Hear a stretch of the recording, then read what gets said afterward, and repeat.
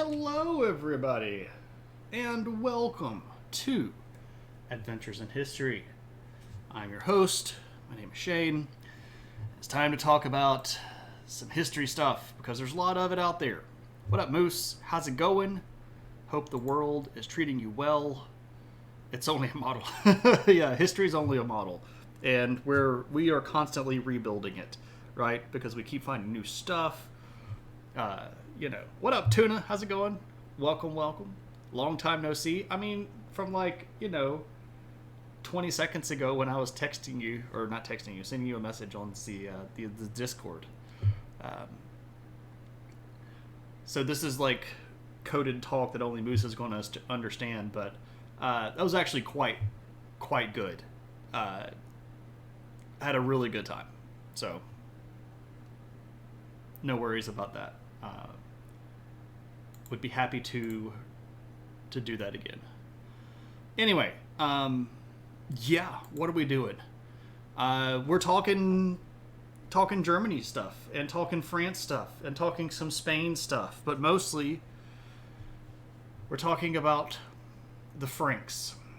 And the time period that we're focusing on here on Adventures in History, of course, is chronological. We started way back at the beginning when humans weren't even Homo sapiens yet. And we have come all the way through history up to what we call the 6th century. Are you not entertained? Frank Zappa and sausages? Absolutely. David Peterson. I suspected such a thing might happen. But I do so appreciate the raid. Hey everybody from David's stream. You probably know me at least a little bit from just seeing my name pop up in chat all the time. But if you don't know me from here in Twitch, my name is Shane. I teach college for a living, and I come here and dispense the knowledge for free. Because, I have it, people seem to be interested, and I really enjoy hanging out on Twitch. I get to be a lot more open here. I don't have to worry as much about some of the picadillos of teaching at a public college, that kind of stuff. So we get to make really bad puns and horrible jokes, and we end up digressing into weird little bits of all sorts of various art or TV or movies or comic books or whatever. Frnks and Sean Beans. Do you die at the end of the meal? Because, Sean Bean always dies at the end. So if it's Frnks and Sean Beans, I don't know if I want that. What up, DePugo? Good to see you, my friend. Only Sean dies. Okay. So I know that this is actually something that David says quite a bit, that he has ideas for stuff, but he won't say them because then somebody will actually make that thing happen. But I thought about this really crazy movie that it would be interesting to make, where it's called Sean Bean Doesn't Die at the End. So the whole movie is Sean Bean playing himself, but he's going through this string of absolutely horrible, catastrophic events, but he survives. And then in the mid-credits scene, he gets hit by a truck, or a piano or something falls on him, and you think that he's dead. But then at the end credit scene, his eye pops open. So the whole movie is just a giant joke about that whole thing. John Bean has actually implemented a policy where he turns down any character role where his die. Well, I mean, after all of his characters die, yeah, sure. I mean, you kind of have to start, taking things into your own hands a bit. But anyway, welcome everybody. Please feel free to participate in the chat at whatever level you are comfortable. Questions are appreciated and encouraged. They don't have to be on topic. You've got some burning history question or archaeology question or geography question or any of those weird liberal art questions that's just eating you from the inside and you just need to know the answer, feel free to go ahead and throw that in the chat, and I'll either tell you that I don't know or answer it. That has also resulted in some meta viewing where you know his character won't die, so they're in no danger. Oh, yeah. So maybe he's going to be like the surprise that he's going to do a movie and then he's going to surprise die. It's going to make everybody go like, and then there's going to be a whole big move to spoil it on the internet. So, because that's what people do, right? They spoil stuff on the internet. But anyway, so we are currently talking about, well, I got to go this way. The Merovingians. The Merovingians are basically the first dynasty of the Franks that managed to make themselves a country in the western part of Europe after Rome falls. So Rome collapses in the west in 476. There's a whole bunch of stuff that leads up to that. If you want to know more about that, you can go watch some of the VODs on my channel because I keep all of them that I can manage to keep. But Rome is gone. So over here in Western Europe, there's not really any more central authority. So Western Europe and Northern Africa are more or less left to their own devices. And what ends up happening at that point is the barbarians that were responsible for tearing apart the empire decide, you know what? Maybe we should just settle down and do our thing. So they do. And there are lots of them, and we talked about some of those at the end of a stream a few weeks ago. But today we're going to be looking specifically at the Franks and how they got to where they were. Causality, yeah. The Merovingian from the second Matrix movie. It's like wiping your butt with silk. That's how you curse in French, right? I don't remember all the French stuff that he says, but it's pretty great. What up, Metrian? Good to see you. Welcome back. How you been? Lipstick? There's no lipstick. I don't know if you've seen the second Matrix. What is it? Matrix Reloaded? Yeah. The Merovingian. It's the really creepy looking skinny guy that they go meet that tells them about the Keymaker, or specifically the Merovingian's girlfriend, Persephone, tells them about the Keymaker. I still say the best thing that came out of The Matrix 2 was the MTV Movie Awards cold opening with Sean William Scott and Justin Timberlake. If you have not seen the MTV Movie Awards parody of Matrix Reloaded with those two guys, you gotta go watch that. It's like 7 or 8 minutes long, and I promise you it's better than all of Matrix Reloaded. The dude who plays every French guy in American cinema. Yeah, that guy. I know who you're talking about. It's that guy.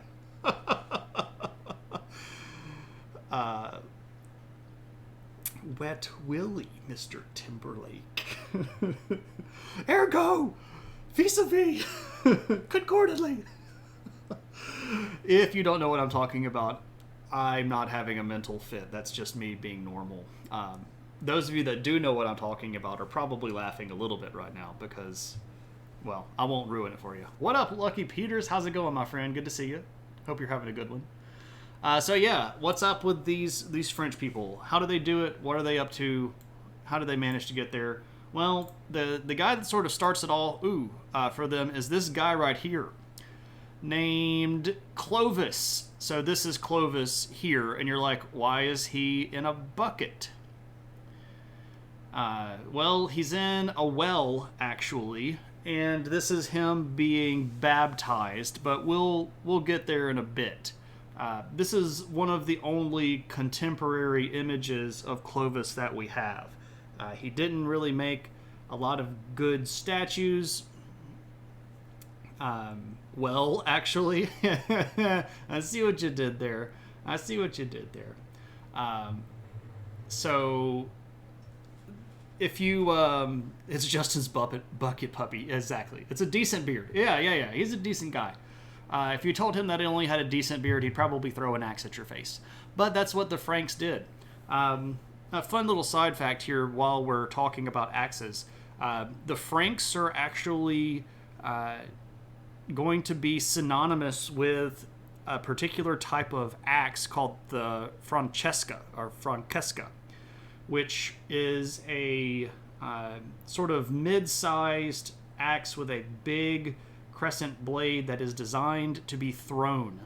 And the Frnks would very frequently carry 5 or 6 of these, and as they were running across the field towards their opponent in battle, everybody would just be chucking axes at the bad guys. So if you want to know how they are going to be successful against the Romans, your shield wall don't mean nothing if I'm throwing axes at your face. So, you know, the Franks are actually quite scary. I know that France gets a kind of a bad rap for being, poor militarily. And for a little while, if you went to Google and typed in French military victories and hit "I'm feeling lucky," it would say, "Don't you mean French military defeats?" Ha ha ha. But the French actually have a very long and storied military career. So there we go. Been doing all right. Finally, summer break. Woo! So had lots of plans this week. Nice. But then you had to go get sick. Oh, no, that sucks. Nothing seriously, though, but still a bummer. Yeah. Sometimes your body just says, no, you're going to rest, because you've been writing a whole bunch of papers and staying up until 3 o'clock in the morning watching weird, pasty, white Americans ramble about random history stuff. So, hope you're feeling better, though. Hope everything gets back around, and I hope that you still have time to do some stuff that is going to be enjoyable this summer, right? I'm spending my time working on scholarly writing stuff, so hey, like I don't have plenty of that stuff to do during the year. So this is Clovis. He is the guy that is going to be the first king of a united Frankish kingdom. But he doesn't really start there. There's a whole bunch of other people in the region. There's a whole bunch of smaller tribes, and not all of the Franks are united. There are several different versions of the Franks. There are sort of like Franks as a large tribe, and then there's the Ripuarians, and there's the Salians, and there's all these different tribes, and he's only king of one of them. So what you going to do? Well, you start beating everybody up, right? If you want to be king and you want to be king of everybody, you got to go beat everybody up. So the first guy that he's going to target is actually a Roman. When Rome fell in the west, there was a particular Roman general who was Magister Militum for a little while. There's Frank's 2000-inch TV. I love that song. Danny DeVito's mole has got to be 10 feet wide. We also love Weird Al Yankovic around here, and I quote his lines often. So, no one expects the Spanish Inquisition. Nobody does, right? So, Syagrius, who was kind of the last Roman military leader, had a legion and had a little bit of territory up in northern France. So this region right here, you can see here the Dominion di Siagro, the country of Syagrius. He was holding this little region right here, and inside of that area, Rome didn't really die. It was still being held together. It was beaten, and it was, of course, bloodied, but Syagrius was kind of holding on to Rome, and he didn't necessarily call himself emperor in the same way that an emperor would, but this is kind of like the last little remnant of Rome until a big battle right here at Soissons, where Clovis beats the devil out of him. And so this is kind of like the last death of Rome in the west, when Syagrius gets his territory taken and then dies. Struggle Bus says, I recently quit my job teaching psychology. Tried for 2 years after finishing your PhD, but honestly it sucked. Drowning in so much work to make me half of what my friends did in the industry. Yeah, Struggle Bus, I feel you. The problem is there's not necessarily a history industry. You don't see many multi-millionaire archaeologists running around out there. Most archaeology is not as cool as Indiana Jones, which is really unfortunate. It's just really unfortunate. So there's not necessarily a lot to do with the old history degree. Now, I do have a master's degree in sociology, and I could likely find a better paying job in some industry using that. A lot of companies are hiring sociologists to sort of manage company culture and stuff like that. I just don't know if that's what I want to do with my life. I do like teaching. I do feel like it's sort of my calling. I feel like I'm pretty good at it, and I enjoy doing it, and I like talking with people. So just because you're not teaching anymore in a formal academic sense doesn't mean that you can't do stuff here. I will refer to the Knowledge Fellowship. I am a part of a group of streamers here on Twitch called the Knowledge Fellowship. And you can see the little thing that I just popped up there. And if you click the little link right there in chat, you can see a list of a whole bunch of people. But if you wanted to do academic psychology streaming and just talk with people about psychology, or even prep stuff and talk about lessons of psychology, there's a niche out there for it. It's not the world's biggest niche here on Twitch, right? You know, I average about 20 to 25 viewers a stream. Big raids like 42 people raid from David Peterson is a really big swing for me. But I have a good time doing it, and I get a lot out of interacting with my group here, because I've got a group of people that are regulars, and we've developed relationships that have extended just outside of, the online version. I've got real friends that I've met here on Twitch, and it's been a really fulfilling thing. So, bum ba dum, bum ba dum, bum bum, Cotanto, or Cotanto, or Cot-onto. I don't know where the break is there. Welcome, and thank you to the adventure.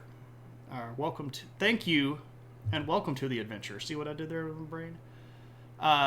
Struggle Bus. And if you need some help with anything, if you need some help with like setting stuff up or getting started, or tips or pointers or anything like that, just feel free to shoot me a message here on Twitch, or if you want to, we do have the old Discord, and you can hit me up with questions on there. I'd be happy to help out however I could.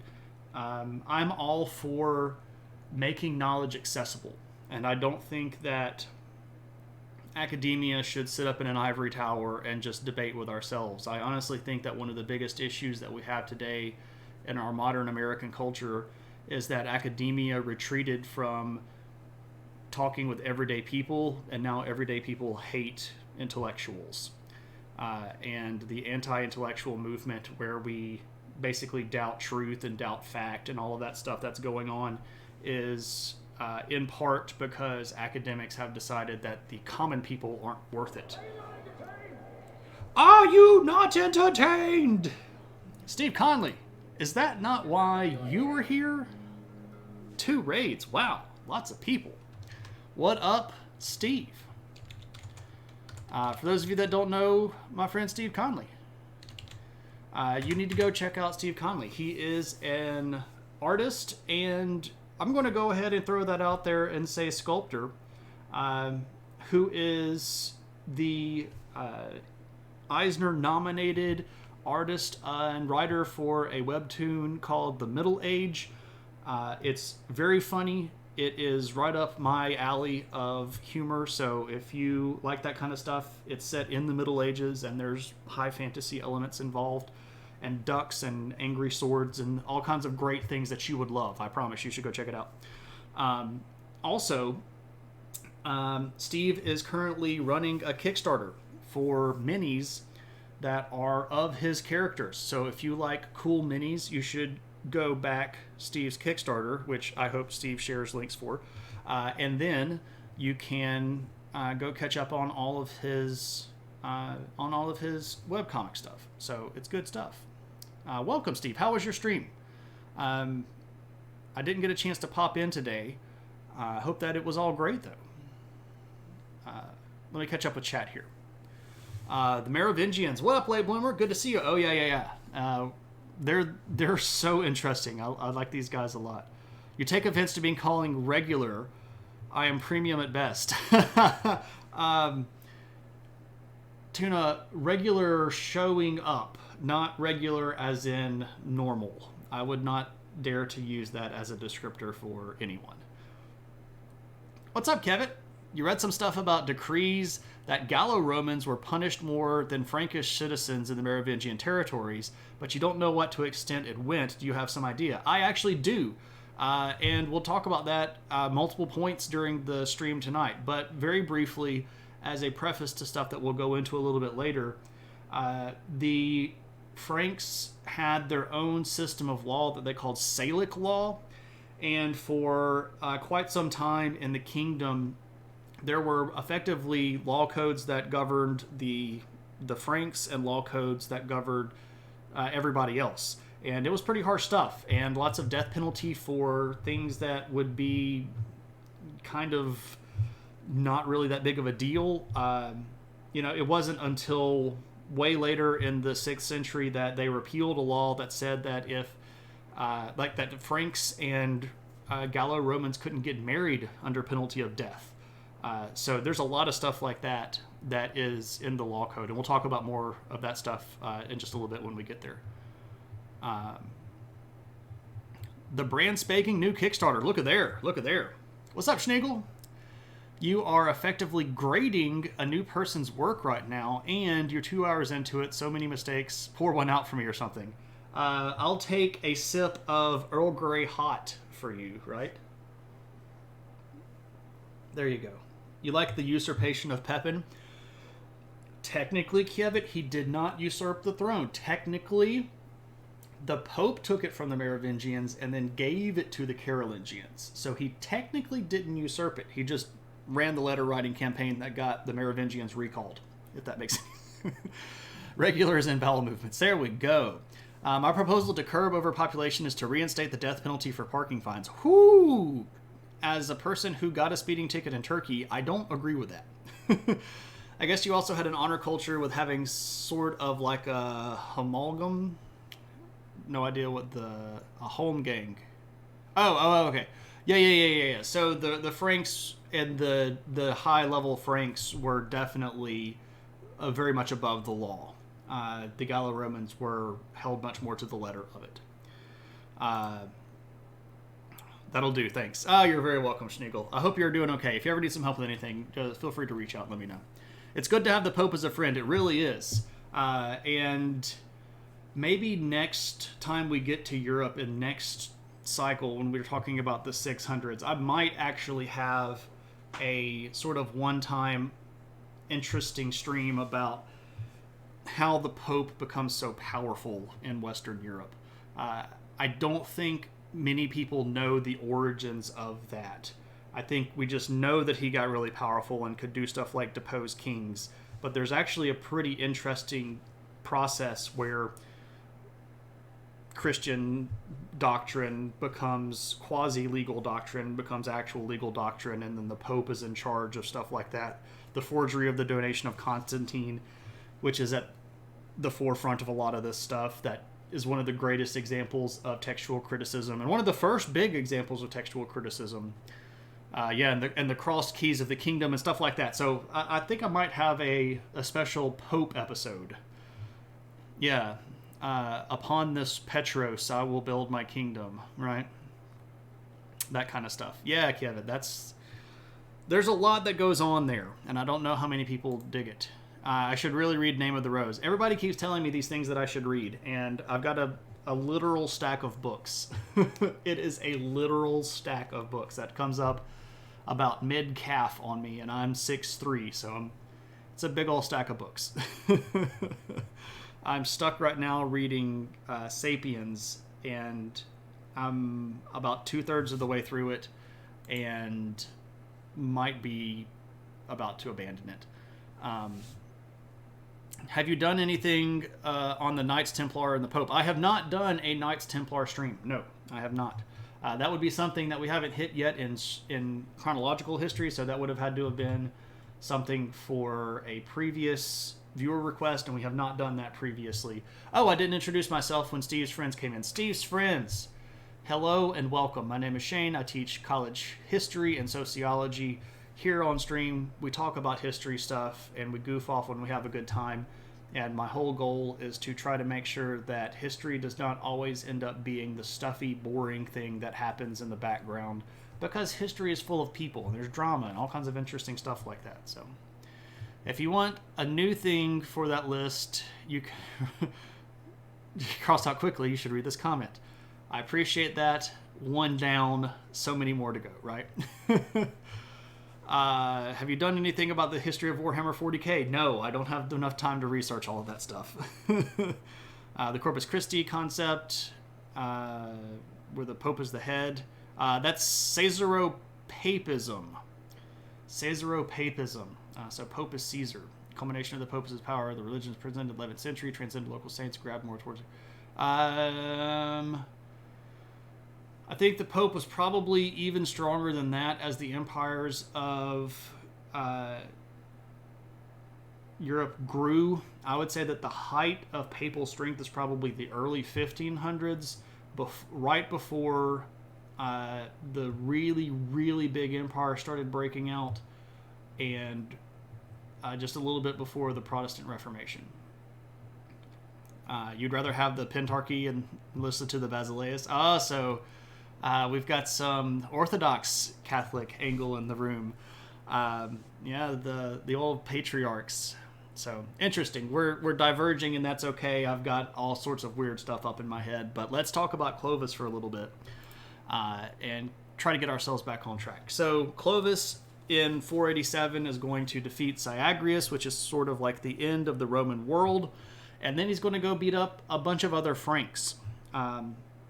He's going to beat up a couple of the other kings and kill both of them, and then he's going to take an interesting step, and he's going to ally himself with the Ostrogoths. Now, the Ostrogoths were controlling a kingdom at that time that was basically down here in Italy and this part of the Balkan Peninsula. So this region, more or less right here, was a pretty big, powerful kingdom under a god named Theodoric the Amal, who is this guy. So this is Theodoric. Theodoric was a pretty powerful king. He had been recognized by the Byzantine emperors. He was ruling a very successful kingdom that had a lot of internal infrastructure, taxes, coins, clearly. And he's stuck in Ravenna. Exactly. That's his capital city. Ravenna, of course, was the last capital of the Roman Empire in an attempt to save it for as long as it could, but Theodoric took it over. I've been to the tomb where Theodoric was, but not to the palace where Charlemagne took it.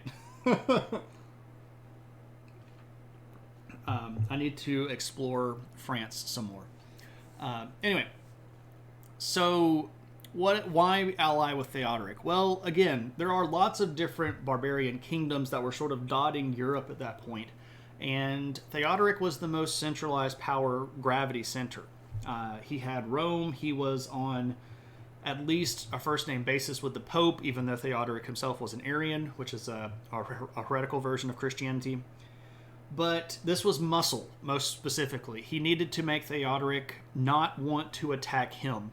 So Clovis sends his sister down and has his sister marry Theodoric, and this is going to kind of be like, there we go. We're now friends. Good times. There are all of these other little groups that Clovis is going to fight.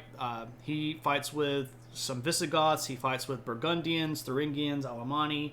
There are all these different little kingdoms that he's going to either beat up or muscle into contention or ally with. And he's going to end up sort of being the only Frank left after this sort of really unfortunate incident with the king of the Ripuarians. So the Ripuarians were the second largest Frankish group, right? So I mentioned that there were multiple sort of tribes of the Franks. And the Ripuarians are like the number two big.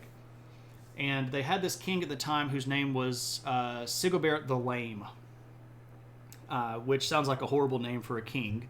But Sigobert the Lame. Sigobert got assassinated by his own son, this guy named Coldoric. And this is sort of like the window where Clovis sees his chance. So Sigobert, his opposing king, gets assassinated by Sigobert's son, Coldoric. And Coldoric then is going to say, I'm going to be king. And Clovis is like, no, you're not. And Clovis invades and kills Coldoric. And this is kind of like the last big Frankish holdout. And at that point, this is in 508. Clovis is the only Frankish king left. And he has effectively defeated everybody else, or cowed everybody else into submission, or pushed everybody else off the throne. So he's now ruler of a unified Francia. And he's got a pretty big chunk of territory. Let me catch up with chat. I guess I'll finally have to go with you overseas since Mac won't touch France. I don't know, maybe. One thing to note is that Theodoric was very tolerant of Nicene Christians. They were not persecuted. That is true. That is true. So one of the things that Kievet is referring to here is a disconnect between Arian Christianity and Roman Catholicism, or at that point it was just Catholicism because there was only one church, right? Or one Orthodox church. And I say Orthodox with a small o, meaning one big Christian church that was sort of considered the official church. Arians were not considered official. A lot of the barbarians were Arian Christians. The Visigoths, the Ostrogoths, the Franks had some Arian leniency and tendencies. The Vandals that had taken over northern Africa were actively Arian, so much so that they persecuted the devil out of Christians down in Africa and caused a humongous church schism, and it was really, really big. Lots of problems. So Theodoric and the Ostrogothic kingdom did not do that. Mostly because he was trying to be on really good terms with the Byzantines, and he was trying to establish a kingdom that was going to last in perpetuity. So he's kind of wise enough to know, if I don't kill everybody, they'll be more friendly. What's up, Ann? How's it going? Hope you're having a good one. What relationship does Clovis have with the Clovis in Americas? The answer is they named the city in New Mexico after him. But there's no direct relationship that I'm aware of. I mean, I guess it could be that the people that moved to that region had some French heritage and called it Clovis. Maybe it was like their first French settlement or French immigrant. I don't know. I don't know if there's a specific one. Yeah, Sigobert the Lame. I don't remember, but was he baptized by Remigus in 504? It depends on which baptism you're talking about. But we'll get there. I wonder what would have happened when Clovis chose an Arian Christianity instead of Catholic. That's interesting. Yeah, Clotilda was a pretty big impact on that. We've got Ann Fernal in the room, everybody. If you don't know who Ann Fernal is is a variety streamer that plays games, does just chatting stuff sometimes, also works on things like sewing and doing cosplay stuff. It's always a good time. Dun dun dun. Dun dun dun dun. Akio Game Art, thanks so much for the follow, and welcome to the adventure. Hope you're having a good one. Please feel free to chat at whatever level you feel appropriate and comfortable with. But go give Ann a follow. And we've got another good friend in the room that just popped in. We've got the Lumpy Dragon Potato, who is... Nope, that is not what I'm trying to say here. Gosh, the keys are not my friends. You should go follow Lumpy Dragon Potato, who is a Minecraft builder that just finished a truly impressive Minecraft world. And I was lucky enough to witness the shuttering of Dragon Song and the opening of the new HD Light Pack multi-mod Minecraft world, and I got to fly around in that for a little while last weekend, and I'm very excited about how Fanriel is going to look when Lumpy gets his mouse into it. You spent the week prepping it. Oh, nice. Very cool. It's nice to catch a stream after a long time. It's 2:30 in the morning. Whoo, Kevin. Thanks for dropping by and dropping all that sweet, sweet history knowledge, my friend. Hope you're having a good one. Get some sleep, and I'll see you next time. Take it easy. Okay. So, lots of friends in the room tonight. It's good to see everybody. It really is. All right. So, if we look at Clovis, he started with just this little bitty chunk of territory up here. This was the original Salian Frankish kingdom around 481. And then he starts expanding. And he takes Soissons. This is when he defeated Syagrius, right? And then he's expanding yet more. He takes the land of the Ripuarian Franks.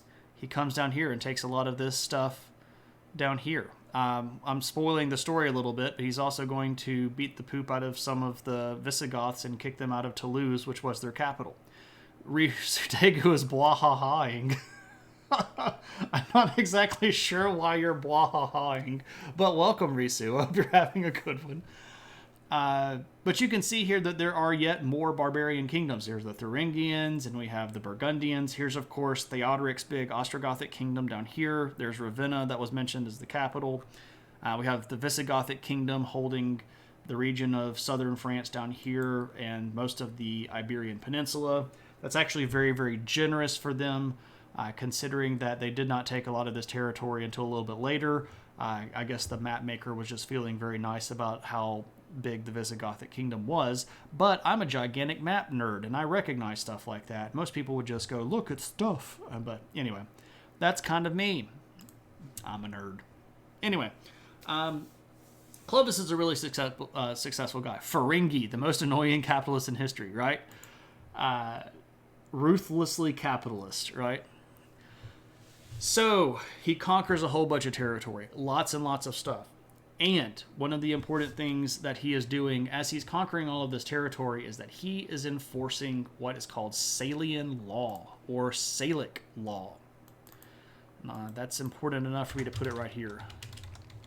Salic law. So this is something that was brought up a little bit earlier.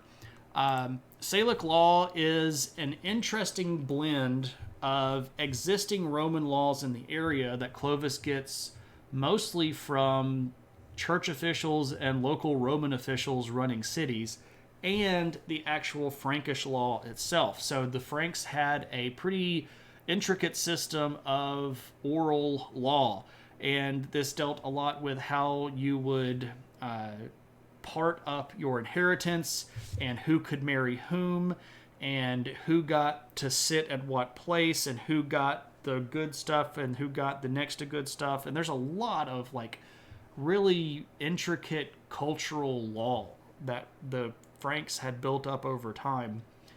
And Salic law is kind of starting to blend these two together. And you ask yourself, well, why is this so important? And it's mostly because Salic law is going to be so important in this region that it has 1,000 years of effect. We can go all the way to stuff like the War of Austrian Succession that happens, even after the Protestant Reformation in the 1600s, where there were nobles that said, oh, no.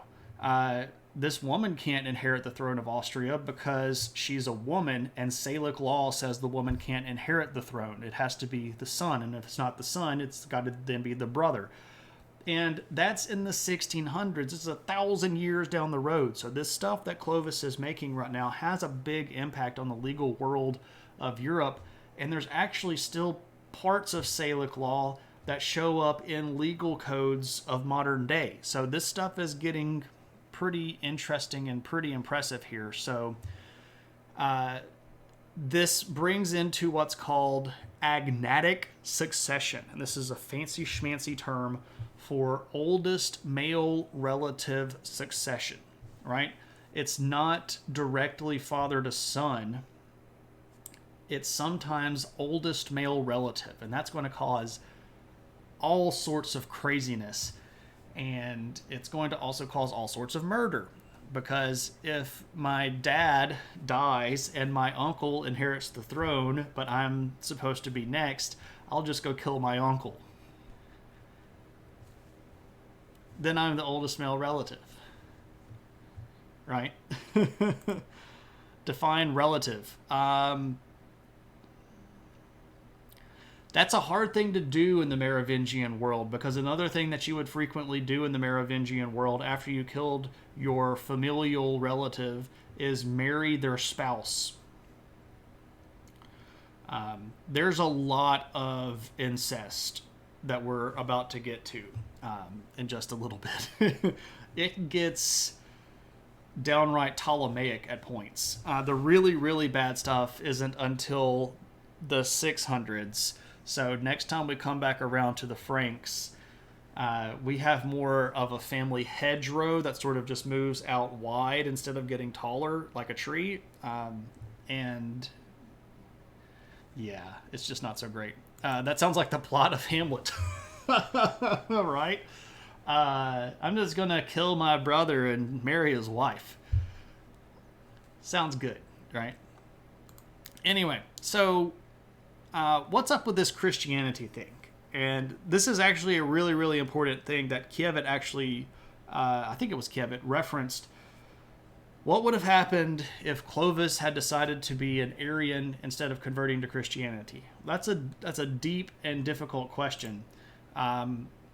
So let's talk about that a little bit. How did he decide to convert to good old-fashioned Catholicism? Well, it had a lot to do with his wife, whose name is Clotilda, who is this woman, surrounded by her 4 sons here, who are all wearing crowns. So this is Clotilda. Be aware, this is medieval art, and in medieval art, basically everybody looks like everybody else. So, you know, there you go. Which one of these brothers is which? I don't know. Clotilda? Yeah, it's not necessarily the easiest of names. There are going to be other not so great names. Same face syndrome for 1,000 years, right? You've got your mother's face, right? She doesn't look picky. The chess game of musical thrones played by bureaucrats. That's a great way of describing the Merovingians, Techman. Also, hey, how's it going? Hope you're having a good one. So, Clotilda is a Catholic, and she's a good old-fashioned Catholic. She's actually a Burgundian. They had been married as a way to sort of make an alliance between the Burgundians. And supposedly, Clovis is going to convert in the year 496. And even supposedly he gets baptized at that point, but we don't really know, because he has a really uncomfortable relationship with the Catholic Church. For example, they don't really like the fact that he has multiple wives, because at that point the Catholic Church is like, no, you should have one wife. And he's like, but I'm king. I have conquered other kings. I have lots of wives. And they're like, can you just call them concubines and then pretend not to have sex with them? And he's like, no, they're my wives, and I'm totally going to do this where everyone can hear me on festival days, because that's what the king is supposed to do. And the church is like, bad Christian. He's like, I'm a giant army, what you gonna do? And he's also clearly a murderer, because when he's instituting Salic law, some of these church guys are like, oh, well, you can't do that. And he's like, dead. And then the Pope is like, dude, Clovis, you said Christian. And he's like, am I not supposed to kill that guy? I mean, like, you didn't say anything about not killing. You just said love Jesus. And he's like, no, you can't kill church people. And he's like, dude, we kill priests all the time. He's like, you're not that guy anymore. You're supposed to be a good Christian. And he's like, I don't like that. Also, there's lots of torture involved. One of the things that Clovis does is redistributes all of the land, and he pushes a lot of the old Roman oligarchs out of their territory and gives their land to good Frankish supporters of his. And if they try to hold back stuff or they hide their treasure or something like that, Clovis is not beyond, chopping off a few fingers. And the church is like, Clovis, what are you doing? And he's like, he wouldn't give me his money. He's like, you chopped his hand off. He's like, yeah, and then he gave me the money.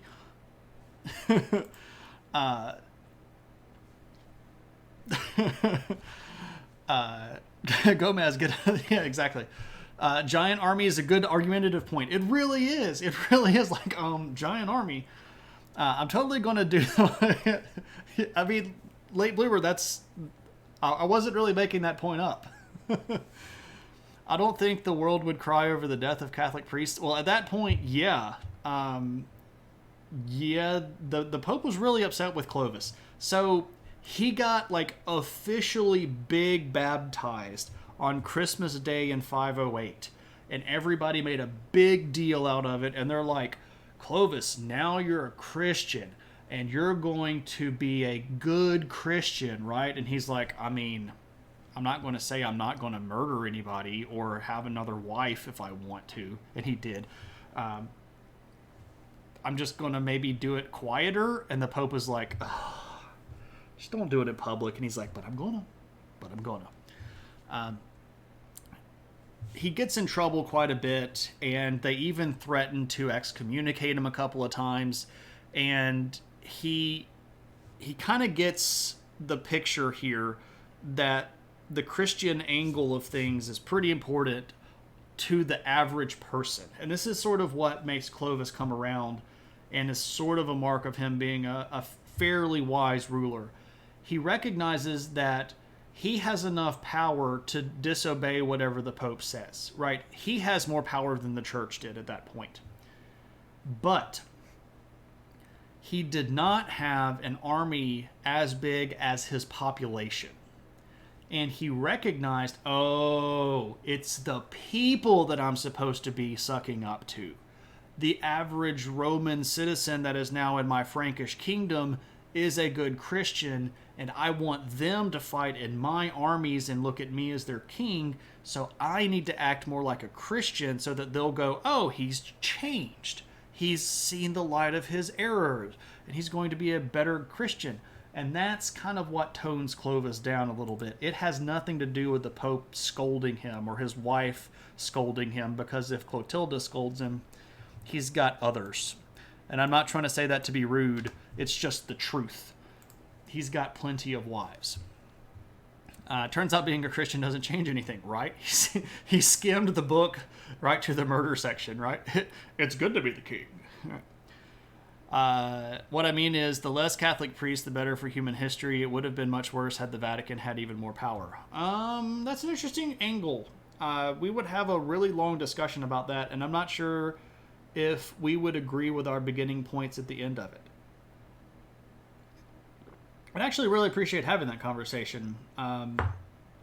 It would be a very long one, though, and it would draw out over about 9 or 10 centuries worth of history. I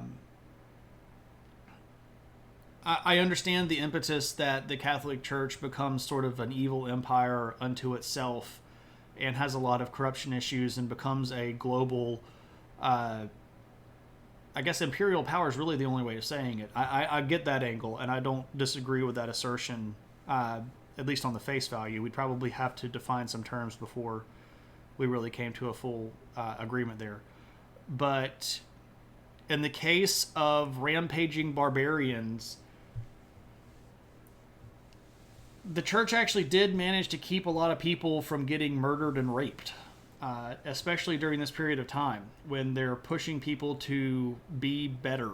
And they might have been pushing people to be better for their own benefit by having more people donating money to them and more rulers being under their thumb. But even the right thing done for the wrong reason can have positive impact. So it's a really convoluted question, and I get what you're coming at, Anne. I see what you're saying. I don't know if I could 100% agree without having a really involved go at things. Humans being humans, I think history would have been generally similar no matter who was in power. In broad strokes, I tend to agree. There are a few people that I think actually did have gigantic impacts on the world as individuals. But in general, I think a lot of things would have played out roughly the same. It might have been different people in the roles, but the plot arcs would have been about the same, if that makes any sense. There are a few people that shake up the world, though. And it gets pretty interesting. So, Clovis in 511 is going to die. And here's where things goes, it just goes real sideways. Because Clovis had 4 sons. And based on Salic law, he had to give each of them part of the kingdom. And right off the bat, you can already tell this isn't going to go over very well. You've got 4 brothers.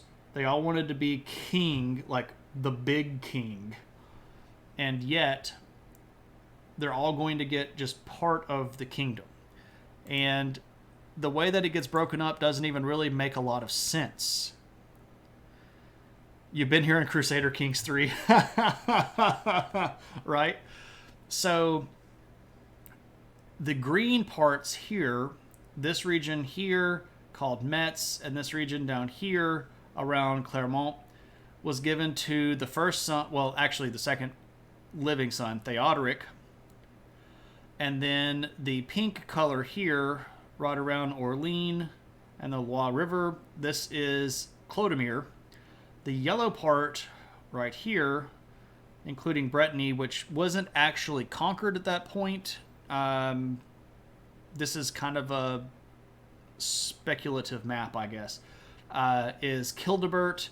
And then the orange part here is Clothar, who has Toulouse, but he also has this region up here, which is in, the other part of the world around Soissons.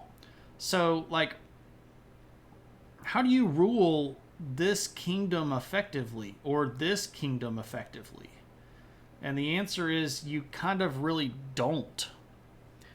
And the answer is it ends up causing a lot of mess. A lot of mess. It's pretty bad. So let's talk about some of these kings here. And I don't even know really how to do this. Do we just put all of them up on the board and then we just knock them off as they go? I guess that's about all that we're going to be able to do, right? Okay, so let's do that. We're going to put all the kings up here.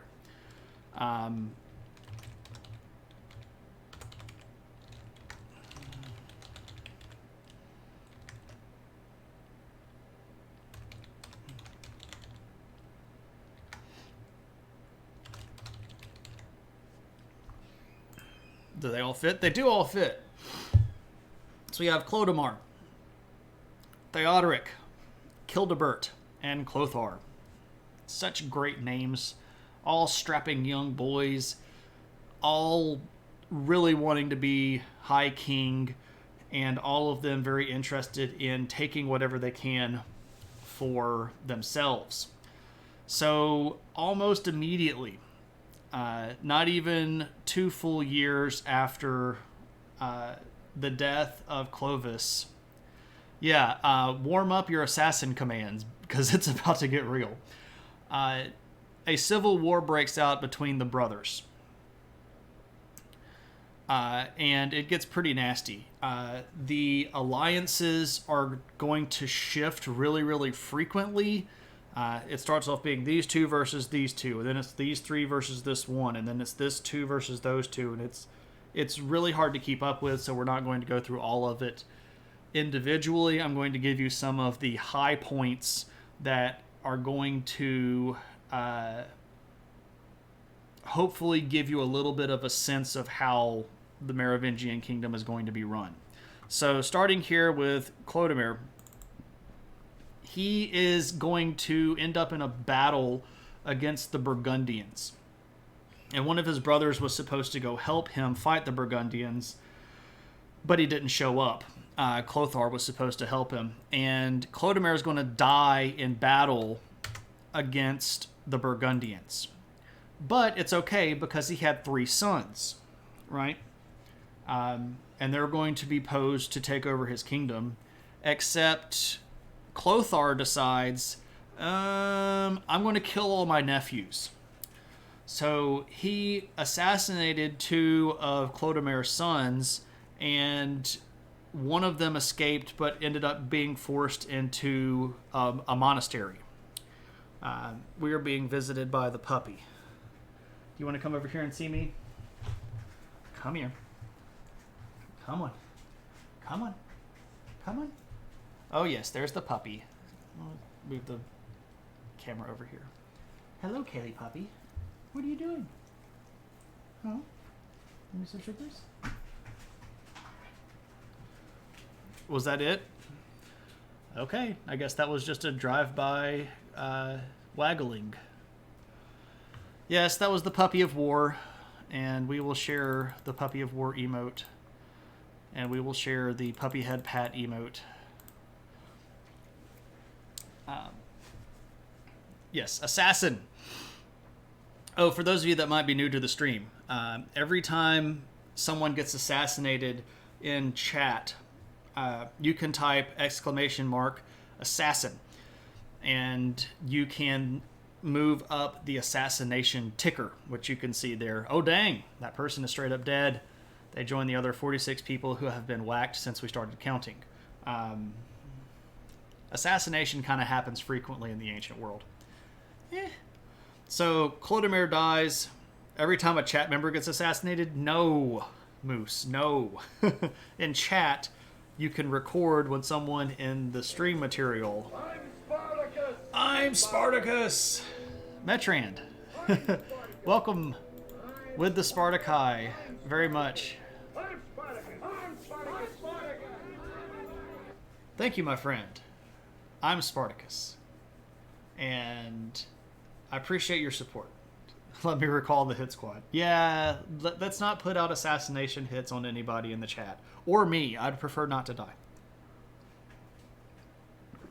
So... there we go. Now, what about these other two? Well, Theodoric and Childebert actually managed to die of old age, which is going to be kind of rare. And this leaves Clothar kind of like the last one around, except for Theodoric's kids. Theodoric's son is going to be killed by a bison. And you're like, I didn't think that there were European bison. Yeah, they're all gone now. It could have also been an ox. The language is odd. He got gored by a horned large animal and died. And then Theodoric's grandson ended up dying of illness, and this leaves Clothar. You can see his name anglicized in English as Lothar sometimes, which I sort of default to sometimes because he was the bad guy in Voltron. But Clothar is going to kind of be the last guy left standing. I have photos of some of these people, and I realize that I haven't shown them to you, so let's look. So this is Childebert. He's an interesting looking guy. But you can see here that he's doing a few things. First off, he's got the Roman olive crown on. Lotor? Yeah.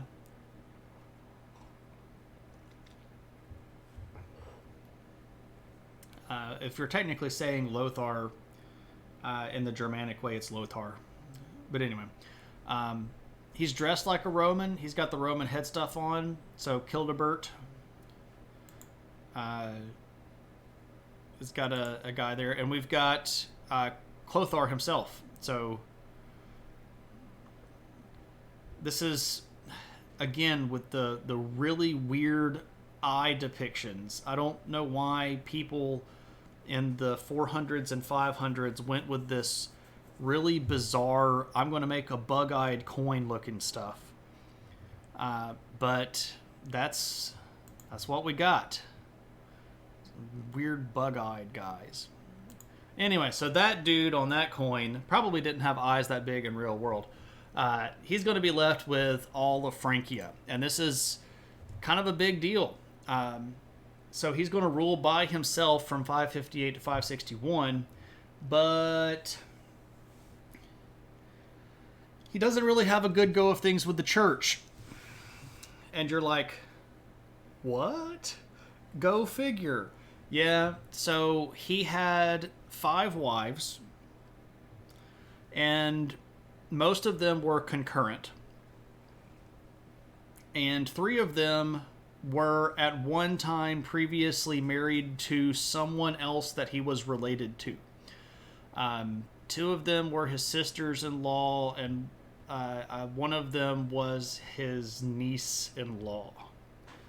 But the way that you get around this Salic law thing of having to divide the territory among the family is you just force the family to marry you. And that doesn't sit very well with the church. This whole collecting wives like they're Pokemon, they don't really dig that very much. So he gets in a little bit of trouble there.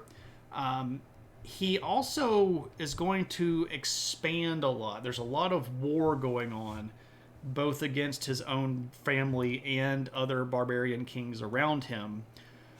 Specifically, over here in this region against the Burgundians, and then down here against the Visigoths. And one of the things that Clothar decides to do is to tax the church. And everyone in conservative America immediately clasps their pearls like, taxing the church? You can't do that. And he's like, you're in my kingdom, and you have a bunch of territory, and you have a lot of money, so yeah, you're gonna pay taxes. And they're like, you don't do that. We're the church. What is Caesar's is Caesar's, and what is God's is God's. And he's like, ain't no Caesar here. You're in my kingdom. Give me the money. This does not go over well. It takes church councils and bishops going to visit this guy, and all of this weird, like, angry back and forth letter writing between the scribes of Clothar and the church people. He probably had no idea how to write, by the way. It was just really tense there for quite some time. And he ended up winning the struggle.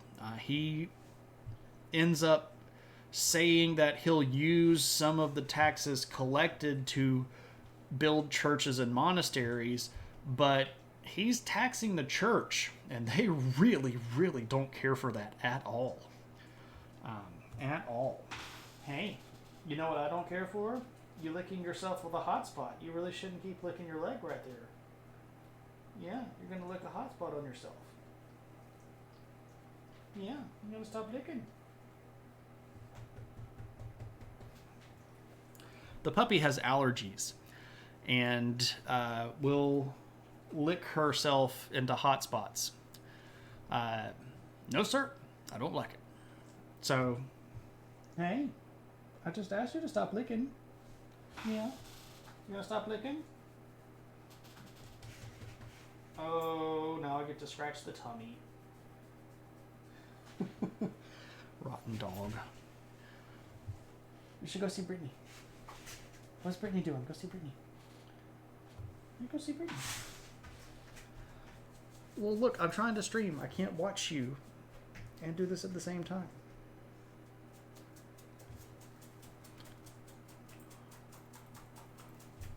I know you're itchy because you have allergies. Oh, dog. Okay. Lothar. Ruling as unified king of the Franks. And he's got a big territory. And he had expanded that territory from what was given to him. Note here, he has taken over Burgundy. He's run Burgundy? He's also moved down here further into southern France. And he had kept trying to take this little strip right here where Arla is away from the Visigoths. And he had not been able to do so. But he had expanded the territory. He had brought several other smaller tribes over here, like Alemannia and Bavaria, under tribute. And he was doing pretty dadgum good for himself. This guy was a very powerful king, and he had enough power to tell the church no. I don't know who the more shameless freeloader in your house is, the dog or the kids. Well, I don't have kids, so I can answer that question pretty easy. My wife probably wonders who's the bigger freeloader, me or the dog. I don't necessarily want to answer that question. I'll just take some tea and move on. So, Lothar, ruling all of Francia, pretty powerful king, big enough army, telling the church no. Things are going good. He has 4 kids.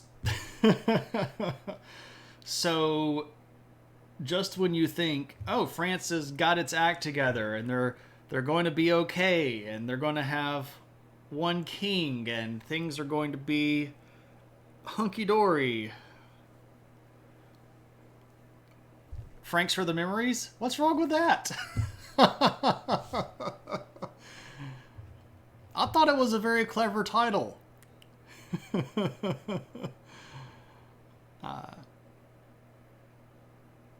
Because I mean the song "Thanks for the Memories" is basically about, like, you know, cheating on people and leaving someone that you're not necessarily in a loving relationship with anymore for somebody else who tastes sweeter than you, right?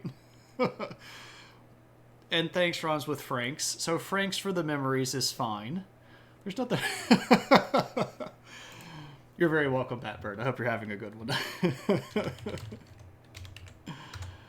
Everybody should go follow I Am Batbird for video game and traditional and digital art fun. And sometimes I show up and make really bad jokes and get eye rolls. You are deceased. Well, you know, I do what I can, right?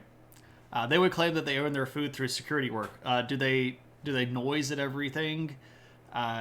We call that puppy patrol, where the puppy will run from window to window and go boof, boof. Now, if only someone would figure out how to manage the succession, though. Thanks for the shout out. Yeah, you're very welcome. So Clothar is going to get old and he's going to die. And then he's got 4 kids. Here we go.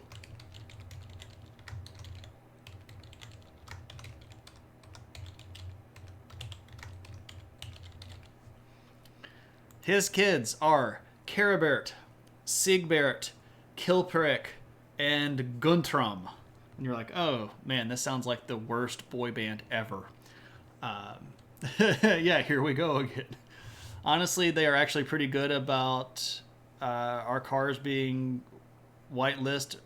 Oh, hey, that's actually really interesting. The dog is just general noise. I would bet that I could make the dog bark right now if I don't know if I want to do it because it's kind of mean to mess with her emotions. But if I like knocked on the table right here, she would probably lose her crap. Yeah, so here we go again. what's up with these four nincompoops, and who are they, and how are they doing their thing? Well, there's the fun question. So, I have some photos of these people. Who are we going to start with? Well, I don't have anything from Care Bear. I do have a Siegbert. So this is Siegbert. Not the best coin ever, but it is a coin that you could look at. And then I have a Guntram. This is kind of more of a, like, maybe modern art stylized version of Guntram, though. It's almost like a graffiti tag Guntram.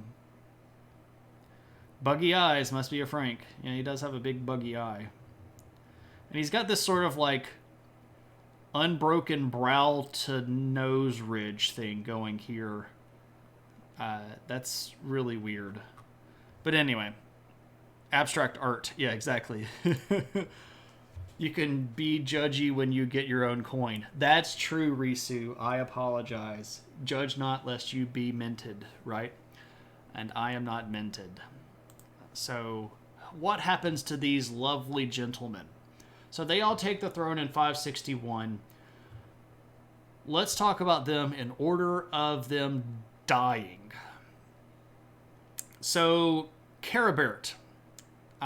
He only makes it on the throne for 5.5 years because he really, really makes the church angry. He has 4 wives, and 2 of them are sisters, and how do I say this the right way? He jokes about the fact that they looked alike, but one of them was older, and it was like going back or forth in time when he was in his kingly chambers with them. We'll just kind of leave it that way. He also had 3 concubines at least, and we know those 3 concubines because he had kids with all of them. He probably had more than that. Yeah, it's hard to get all that face on a tiny coin. It really is, and that's a fair statement to make. Yeah, in order of their death. The Pope tries to get him to which sister stabbed him. Actually, neither. Before he got assassinated, he got excommunicated. So he gets excommunicated and kicked out of the kingdom, and his whole family loses the ability to inherit anything. And so he basically gets sent off into quasi-exile and dies alone. Well, I mean, not like alone, because he does have, a lot of his people with him, including a lot of his wives. But he's out of the running for succession at this point because he's gone.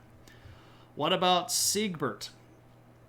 Well, Siegbert is really interested in taking the territory of his younger brother, Kilperic. And he goes to the youngest brother, Guntram, and says, look, we can beat up our brother and take his land from him, and he always picked on you, and you're kind of a feisty kid anyway, so why don't you just join up with me, and we'll go beat him up. And what actually happens at the beginning is that Guntram actually allies with Kilperic, but Siegbert looks like he's going to win, and then Guntram's like, I'm going to go to your side. And so he kind of abandons Kilperic. And Siegbert then is going to basically try to have a coronation ceremony where he gets crowned king over Kilperic's portion of the country. So he actually does manage to have the big coronation event. But at the event, 2 assassins that were paid for by Kilperic's 3rd wife are going to rush Siegbert and stab him to death, like right there on the day of his ascension as king to Kilperic's territory. So that is the assassinated end of Siegbert in 575. Now we've got 2 left. So what happens to these guys? He got shanked red wedding style. He did. And if you only knew how crazy the relationship with his brother was, it's about to get even weirder. Okay, so Siegbert had married a Visigoth princess whose name was Brunhilde. And Kilperic was like, well, I want to marry a Visigoth princess too. And so there's a problem with that. He has his first wife, and his first wife was already estranged from him. He had basically kicked her out and not necessarily divorced her, but was definitely not with her anymore. Bum ba-dum. Bum ba-dum, bum bum. Struggle Bus, thank you so much for that follow. Welcome to the adventure. I'm glad that I was able to share all of the crazy stuff with you. And if you were waiting until we got to the weird incest and assassination part to drop the follow, man, you timed that perfectly. So Kilperic had a first wife, and he was estranged from her. And he was with this girl named Freregund, who was not his wife. It was his concubine. But then when his brother married this Visigoth princess, he's like, well, I want to marry Visigoth princess too. So he got rid of his concubine and married Brunhilde's sister, who was also, again, a Visigoth princess. I think her name was Guthwida. I can't remember exactly what her name was. She doesn't last very long. He strangles her in the bed. He wakes up one day and he leaves his chambers, and the servants come in and they're like, oh, the queen has been strangled. And he's like, yeah, I don't know what happened. They're like, she's dead. And he's like, yeah, that's weird. I don't know what's going on there. That was my wife who sneezed. I'm surprised that my microphone picked that up. So he assassinated his own wife, and he went back to Freregund, the servant woman who was his concubine after his first wife. And he actually does marry her at that point and makes an honest woman out of her. And it is she who hired the assassins. You can assassin that if you want to. Killing the princess of the Visigoths because you got tired of her in bed still counts as an assassination because it makes the Visigoths real mad. Also, Brunhilde doesn't care for this at all. This is going to cause trouble in just a little bit. So he marries Freregund, and when he gets kicked off the throne by his brother, she's the one that hired the assassins to like red wedding kill Siegbert. Yep, more friends. More friends. So, he's married to Freregund. Things are going okay. And he's holding court one day, and things are going, kind of doing his own little thing. And one day somebody just literally shows up at court and stands kind of in the line to do his thing. And when it's time for him to talk to the king, he just kind of walks up and stabs him to death. So Kilperic gets assassinated by someone who we don't even have the name of in history, just like a random guy. And we have no idea why he got killed. Just got stabbed. Just got stabbed to death. Kind of weird. But, you know, there's another king. If you're keeping up, none of the previous kings of Clothar, or the sons of Clothar, have managed to properly die. That's the worst. It's getting off by a rando person on the street, right? He's just like kind of like doing his king stuff, and somebody is just like, you know, it's like playing Among Us. He's like fixing the air duct, and then out of nowhere, somebody is just like, you know, opens their mouth and a friggin' lance comes out of it and stabs you to death. And you're dead. And then you can't say anything about it because, you know, you're dead. So this leaves Guntram. And we're like, okay, is this guy going to do anything about it? By the way, somebody can... Yeah, there we go. I was going to say, somebody can assassinate Kilperic if you want to. What's up with Guntram? What's really ironic is his name means war crow. Which is kind of an ominous name, right? So like the crow that shows up after the battle to pick at the flesh of the dead people, and his dad named him that. And it's really ironic that he's the last one standing, because he kind of picks at the bones of the rest of the kingdom, because he's kind of the last one left, right? Guntram, or like gunplay, like sparkles, kind of, sort of, I guess. So what's up with this guy, Guntram? Well, wait for it. He actually tries to be a good Christian. I know. Like, the chronicler that we have that writes a lot of this history is a guy named Gregory of Tours. And he says nice things about this guy. And apparently Guntram, unironically, just tries to be a good person. He prosecutes the law, and I mentioned that we would come back around to the law. This guy is going to start breaking down a lot of the laws that unfairly governed non-Frankish people. He starts trying to treat everybody in the kingdom with the same law code.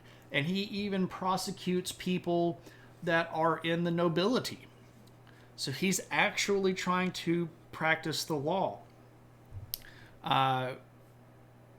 When he was in a position to steal stuff from his brothers, you know, like his brothers are getting offed or, you know, assassinated or excommunicated, he tried to take care of his nephews.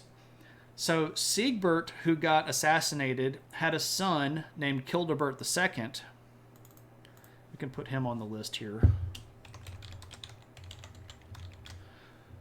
And Childebert II was just a little kid when his dad got killed. And had Guntram been basically any other Merovingian, he might have just like popped the little kid's head off and been like done with it. But no, Guntram actually formally adopted his nephew and made sure that his throne was held for him. This is an interesting dude. There was a point where there were some low-scale famine issues going on, and it seems like Guntram paid for food to be imported out of his own pocket. And I know this is sounding like he doesn't, like he's clearly like they found this baby on the roadside and brought him into the family. Like, he's not actually in the family, right? No, he doesn't actually have any sons of his own. Let me catch up with Trat. I see a question here. Did he see what his family's clean living did for them and was just like, nope, I'm going to be good? Kinda, sorta, yeah. Slightly off topic, but how did the Merovingians interact with the various Romano, British, and Anglo-Saxons across the Channel? Horribly. They hated them. This little chunk of France today, this little region right here, was originally the home of the Bretons. King of the EU! So the Bretons were originally right here, and the Franks really didn't like them. Like, really, really didn't like them, and tried very, very hard to kill all of them. Also, up here, there were some Saxons that they really did not care for and tried to kill all of them too.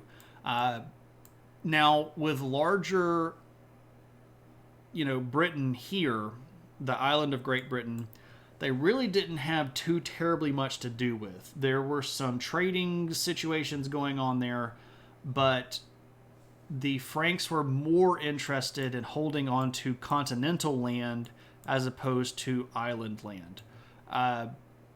There's also something to say here about Britain, or the larger British Isles.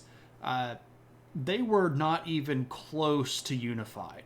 There were like 12 different kingdoms just on the island of Great Britain during this period, and none of them had even enough substantial power to beat up any of the other ones. So they were not a threat to anybody off the island, and weren't even a real threat to people maybe next door to them. So the Franks were much more interested in holding on to the more proper Roman stuff. And there is also another thing to point out here, that Rome itself, like the Western Roman Empire, abandoned Britain quite a while before the Franks came into any sort of real power. So they didn't necessarily see Britain as kind of part of this larger Roman continuity. Britain at that point was just an island full of really odd Germanic peoples that were killing each other and fighting every day of the week. And it didn't really offer a lot of benefit to the Franks to look at England as a conquest sort of thing.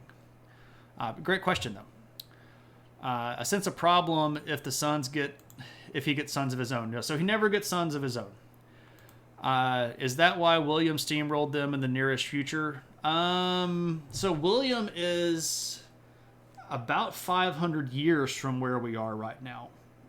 There's a lot of stuff that happens between this point and 1066 when William shows up and takes over England after the Battle of Hastings. The Viking invasions are going to force a lot of those kingdoms into alliances, and is going to result in England being unified for the first time. And those are going to start really kicking in like the late 700s and into the 800s. So England petty squabbling amongst itself is going to continue until there's a big enough threat externally that sort of makes them realize that they can't continue to, kind of fight each other. But the reason that William steamrolled them is because they were already in a lot of internal issues with the original kings of the Vikings descendants, like Alfred the Dane, had kind of unified England under a single ruler, and that had renegotiated or rejiggled a lot of the nobility, and then England had split back up into a couple of small different fiefdoms that were nominally part of the kingdom, but the kings of England didn't necessarily have a lot of power at that point. But Normandy was backed by a whole crap ton of money. They were Vikings. Let's not forget that the Normans are basically one generation removed from being actual seafaring Vikings, and they showed up with modern weaponry from France, so like armor and swords and good steel given to a Viking and then told to go fight the English. The English had no hope. The Vikings were beating the English when the Vikings were running at them buck naked, yelling with the Viking straight-bladed sword. So you deck them out, you give them horses. It's crazy. The Battle of Hastings is actually kind of lopsided. The British were or the English were like, we're just going to hide in the forest and we'll shoot them with our bows. Okay, bud, but you better not come out of the woods. And then they did, and it was over. And that's pretty much how Hastings went. But that's a fair question. The short answer is not really. But I don't always like to give the short answer. Sometimes I like to ramble for 5 minutes about stuff that's not necessarily directly related. Your poor ex. I'm not sure what we're talking about, Peters. Your doggo got stung. That sucks. By like a bee?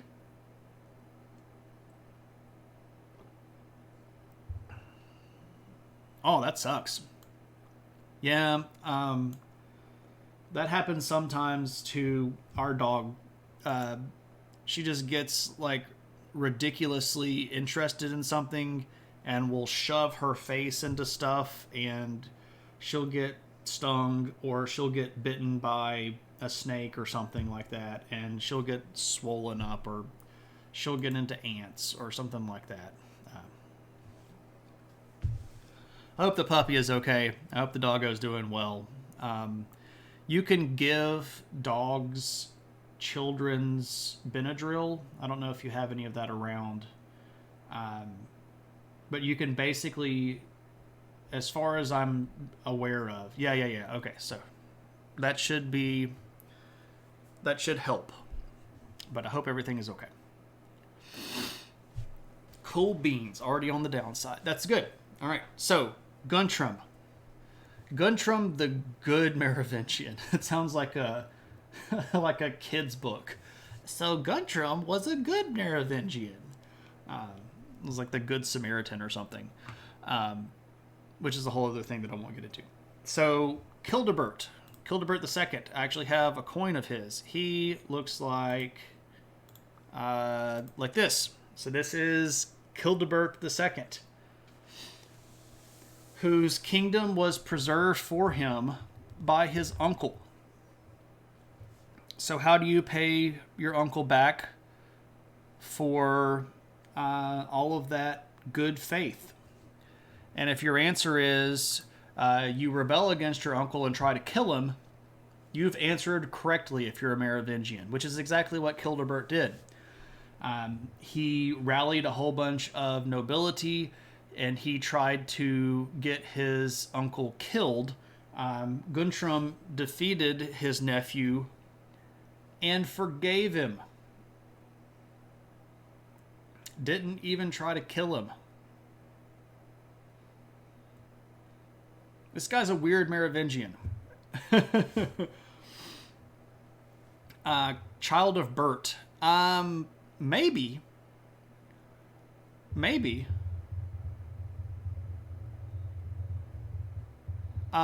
So I think, though, that here the word child with an E, Childe, is going to be more akin to the old French word child, meaning unproven knight or young knight. So I think, if anything, this is going to be a little bit closer to like Knight Bert. And I point that out because of the famous romantic poem "Child Roll into a Dark Tower Came," which is one of the bases that Stephen King used to make his Dark Tower series. Yeah, like Child Rollin'. Exactly. You got there too, no? Exactly. Spoiled kids. Yeah, exactly. So page or squire would not have necessarily been a knight yet. So a page is even lower than a squire, but this is somebody that would have been there, right? So a child is a knight that hasn't seen battle, or is unproven, or is just kind of wet behind the ears. A squire would be one step down from that, and a page would be one step down from that. But you would have moved through all that stuff as you were growing up, right? Yeah. So like just barely knight. Gotcha. You're there.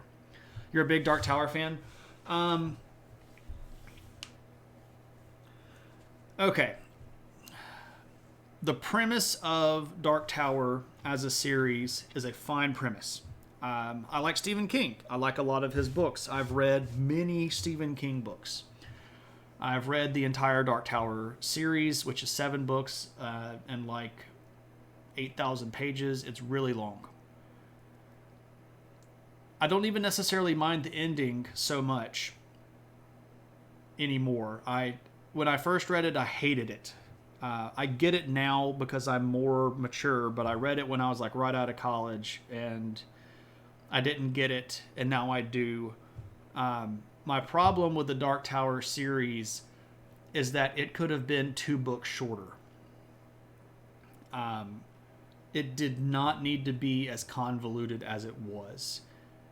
It got a little bit self-gratifying, I feel, especially when Stephen King literally wrote himself as a character into the books.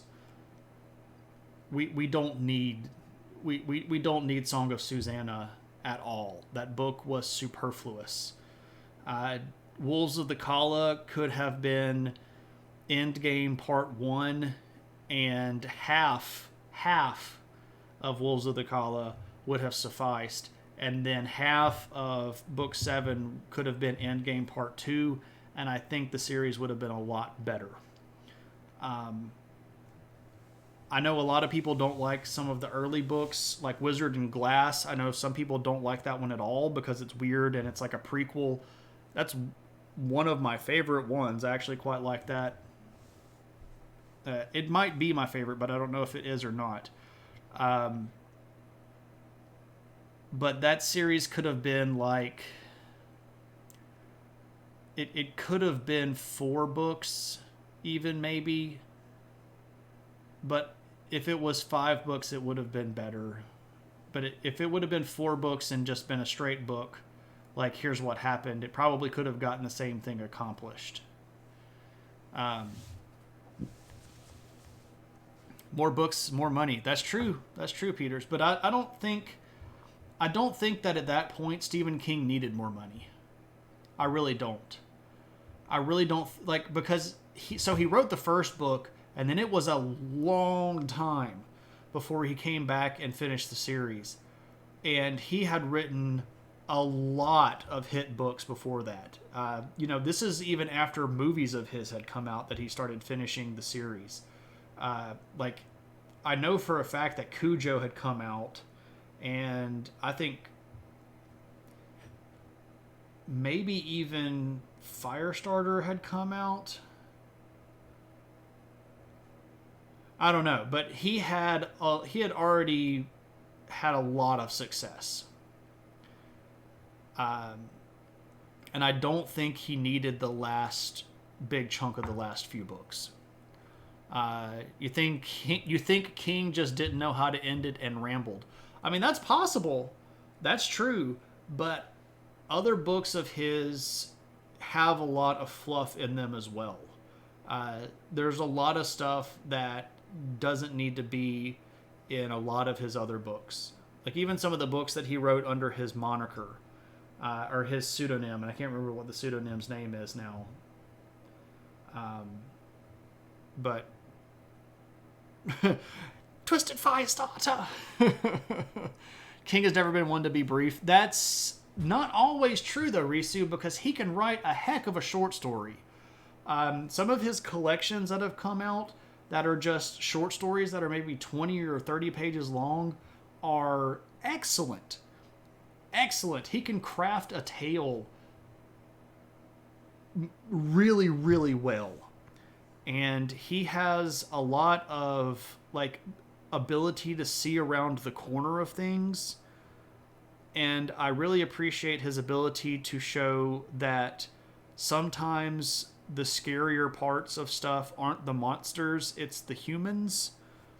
Like in the book It, the scariest character to me in the book It is the little kid who tortures all the animals and locks them in the refrigerator to die. That's the scariest character in that book, because that is just completely against human nature. The monster in It is creepy and weird, but even that is acting to its nature. Because it's a monster, right? So,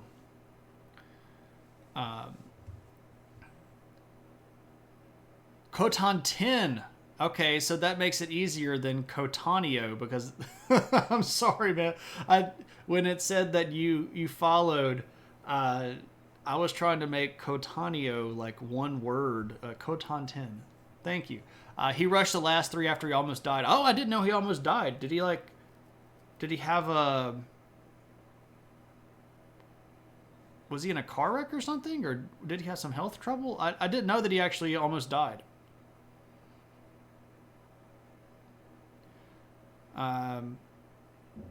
Oh, yeah. Yeah. Misery? Yeah, that's a trippy book. He was almost killed by a guy in a van. He since bought the van? Holy crap.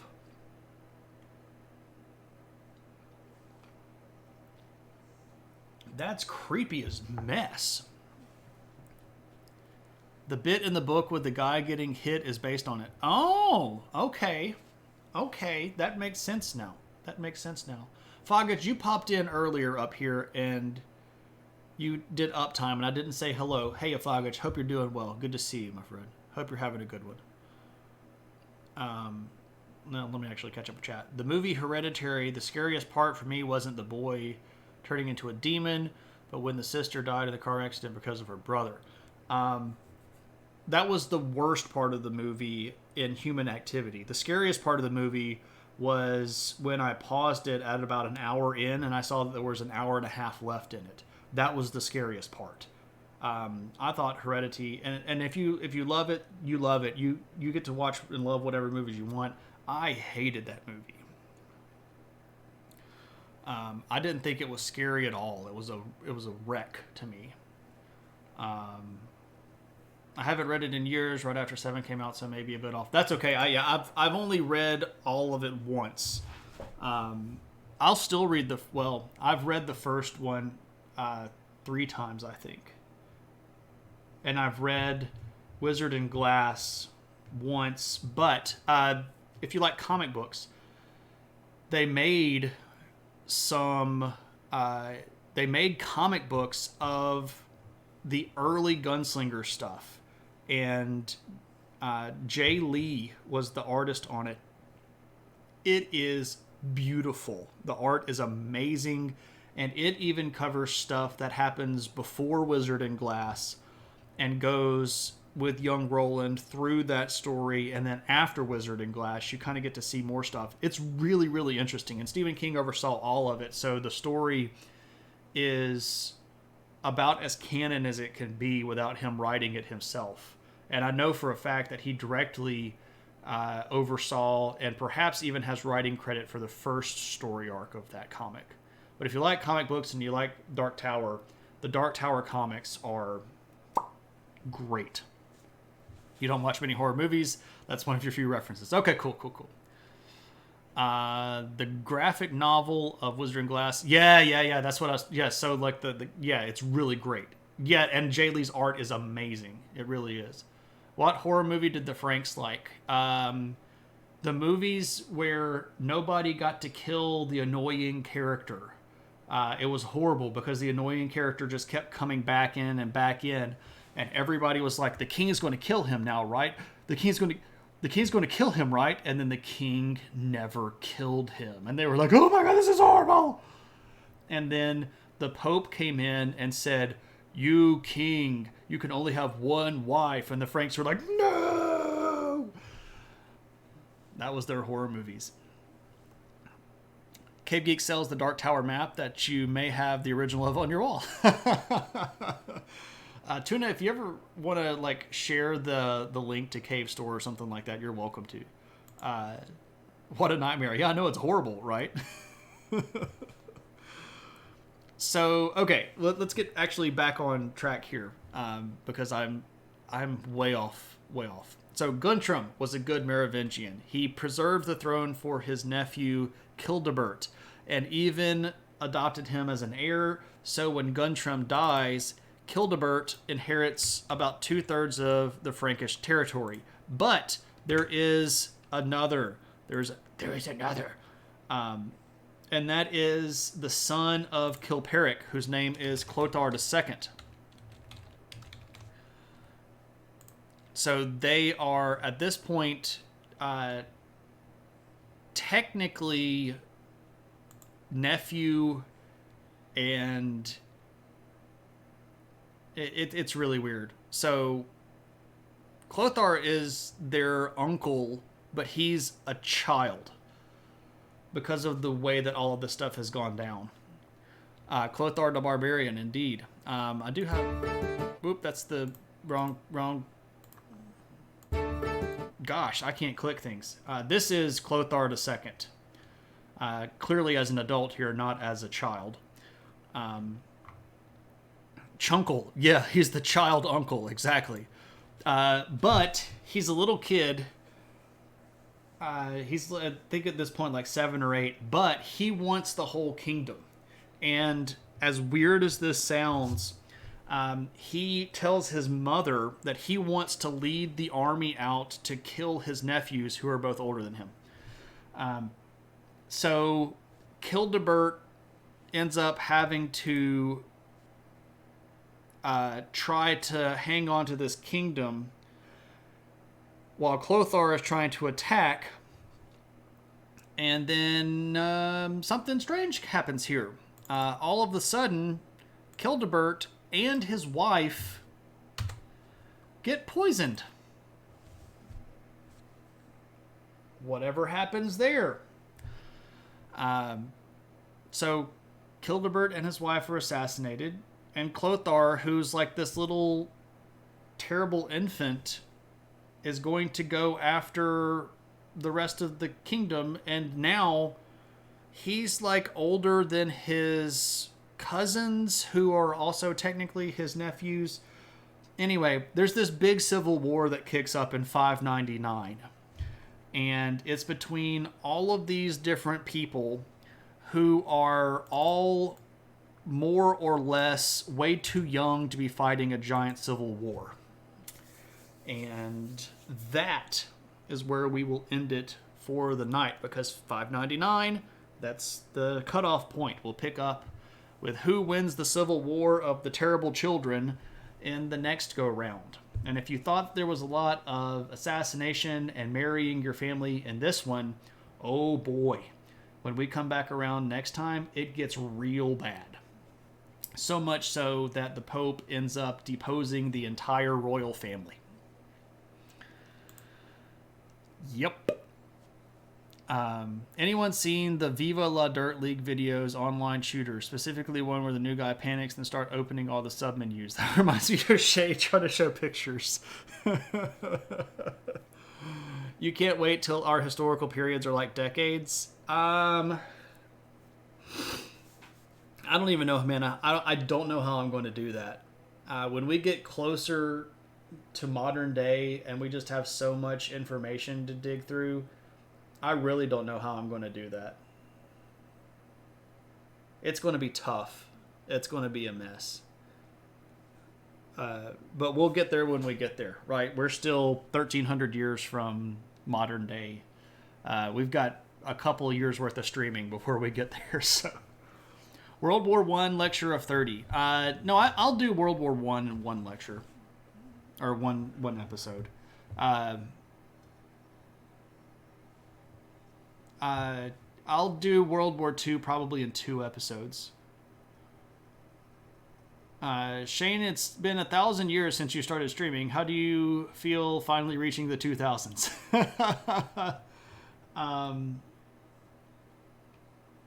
It won't take that long. I've been tempted to plot out the entire run from here to modern day. I don't think I could do it though, because inevitably I'll get to something like I was going to do the Visigoths and the Frnks together. And just do half of them for half the episode and the other half for the other half of the episode. But I was like, there's just too much stuff already. So we're getting a Frnks one, and then the next time we do Adventures in History, we'll do the Visigoths. But we will not have an episode on Thursday next week because I will be at Heroes Con. I'll be at a comic book convention on Thursday, and I will be gone until the following Monday. So I don't know if I'm going to do a viewer request stream on Tuesday, even though we just did one this Tuesday, to try to have something next week. I might do the Visigoths next Tuesday just to make sure that we kind of stay on Adventures in History. And I might just not do anything at all. I don't know. Today got really, really busy on me, and I didn't necessarily know that it was going to be as busy as it got. But it wasn't a bad busy. It was like that busy where I'm going to go after stream and sit on the couch and have a cup of coffee. And I'm already, like, I'm really happy about how today went overall. It was just like, oh, I needed to do these other little things that I didn't get to. Metriand, yeah. So on viewer request nights, I have my list, and on Tuesday, I know that you're going to be like, but I was sick. I did the roll call, and you are at the top of the list, and I was like, Metrand, are you here? And no answer, and then I think David is the next one. I was like, David, are you here? And no answer. So you're on the list, and you're at the top of the list, but it's kind of like you must be present to win kind of thing. So the next viewer request is from Foggage, and it is the East German police state after World War II. It's okay, and I'm not like mad at you or anything. I'm not trying to punish you either. I just want to make sure that I give everybody a fair shot, if that makes any sense.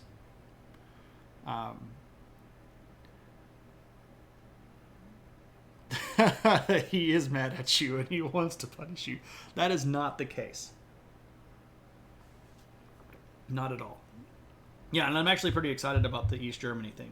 I might get on that this weekend, but this weekend is going to be pretty busy, and Monday is going to be pretty busy.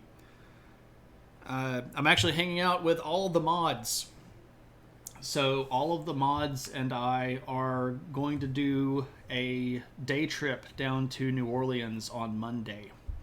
And it will be the first time that all four of us have gotten together in person in a really, really long time. Now, I've seen 2 of the 3 mods lots of times.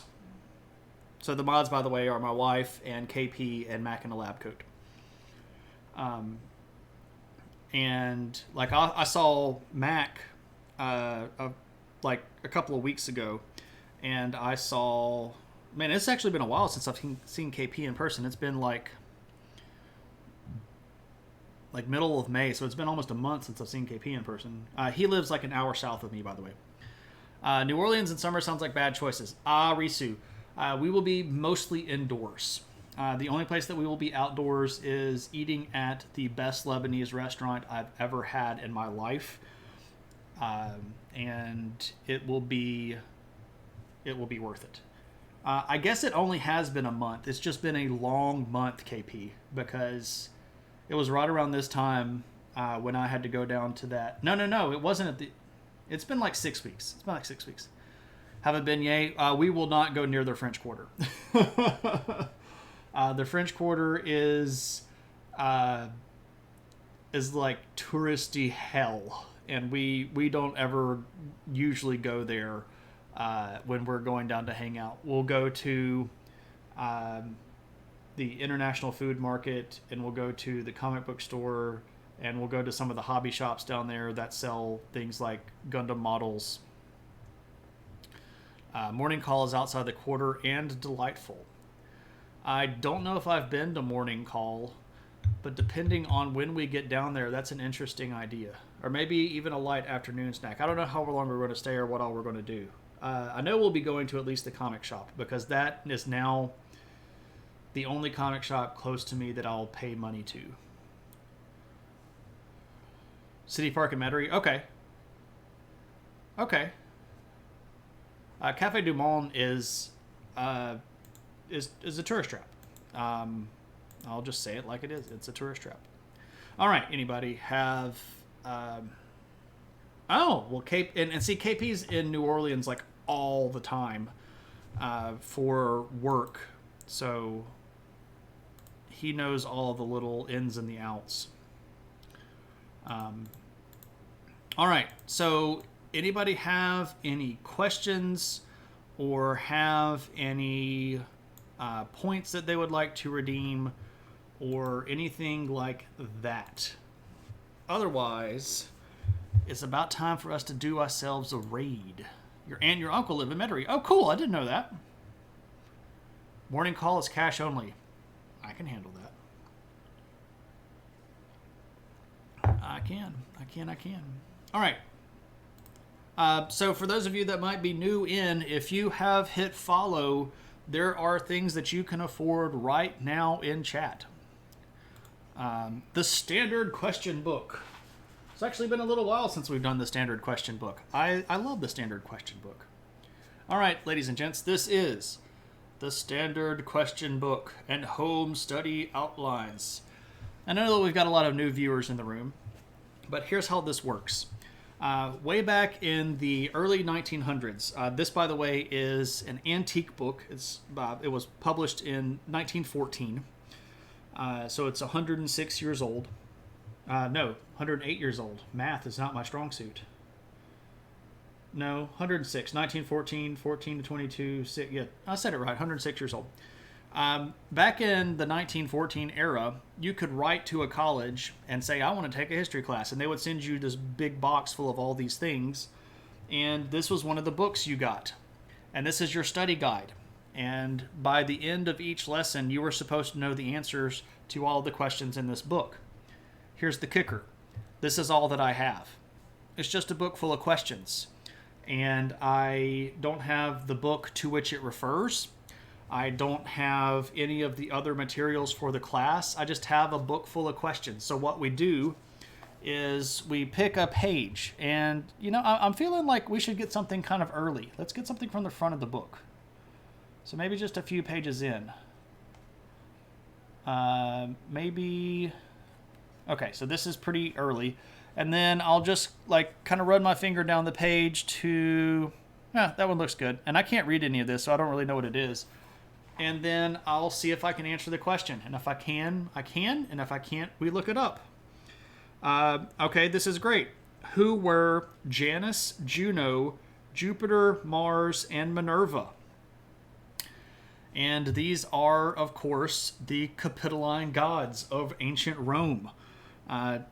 Janus, the god of time, who has two faces that look to the front and the back. Jupiter, of course, the king of the new gods. Mars, the god of war, and Minerva, the god of wisdom.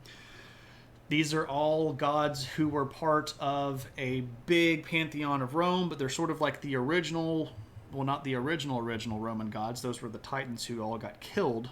Capitoline meaning they had temples on the Capitoline Hill. So our word capital comes from a particular hill in Rome, the Capitoline Hill. And if you had a temple on there, you are one of the big gods. So specifically, the biggest temple there was to Jupiter Optimus Maximus, who sounds like a really cool transformer. But Jupiter Optimus Maximus means Jupiter best and greatest. And those, the temples there were the real big fancy schmancy ones. Like the Temple of Mars there was where they kept a whole bunch of the sacred items. For example, the Spear of Mars. Before Rome effectively marched out to declare war on something, they had this sacred spear, and they would go out of the sacred boundary of the city called the Pomerium, and they would find the direction towards the enemy, and they would throw the sacred spear towards the bad guys, thereby justifying that they had struck first and that they were declaring war on those people.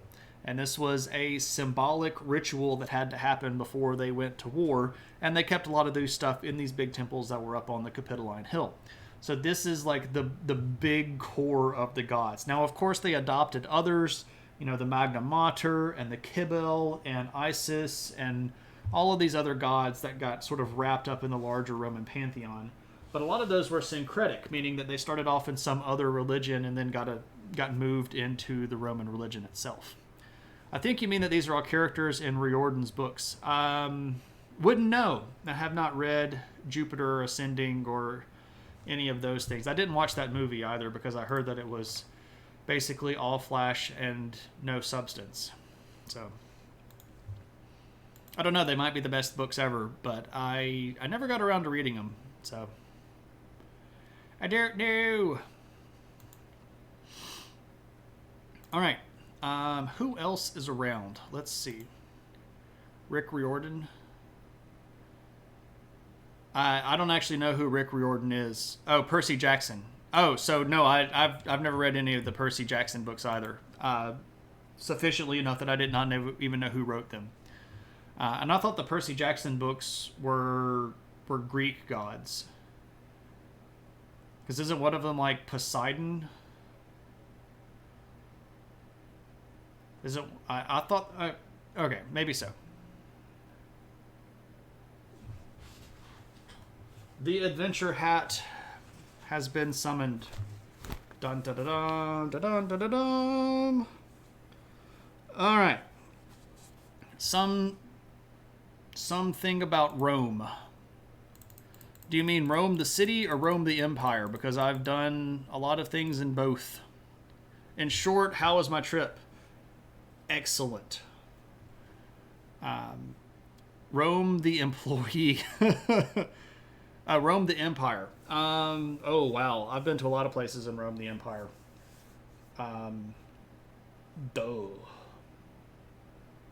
Just about everywhere that I've been abroad is part of Rome the empire.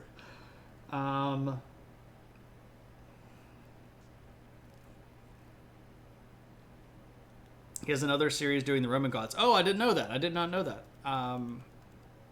That's interesting. Are they any good, though? Like, have you read them? Are they any good? Random pick. Just some random thing from Rome. Okay. I will do you one better. Let me share.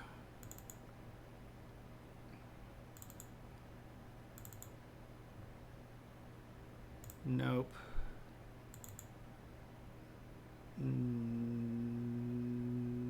Nope. Yes.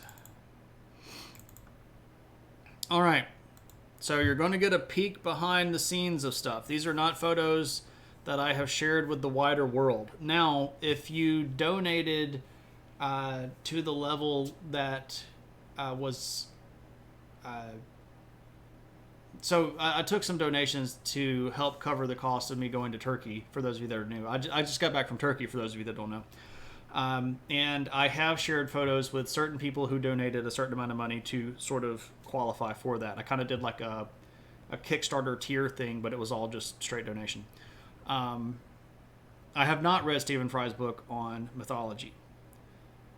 Enjoyable, not life-changingly great. They're formulaic.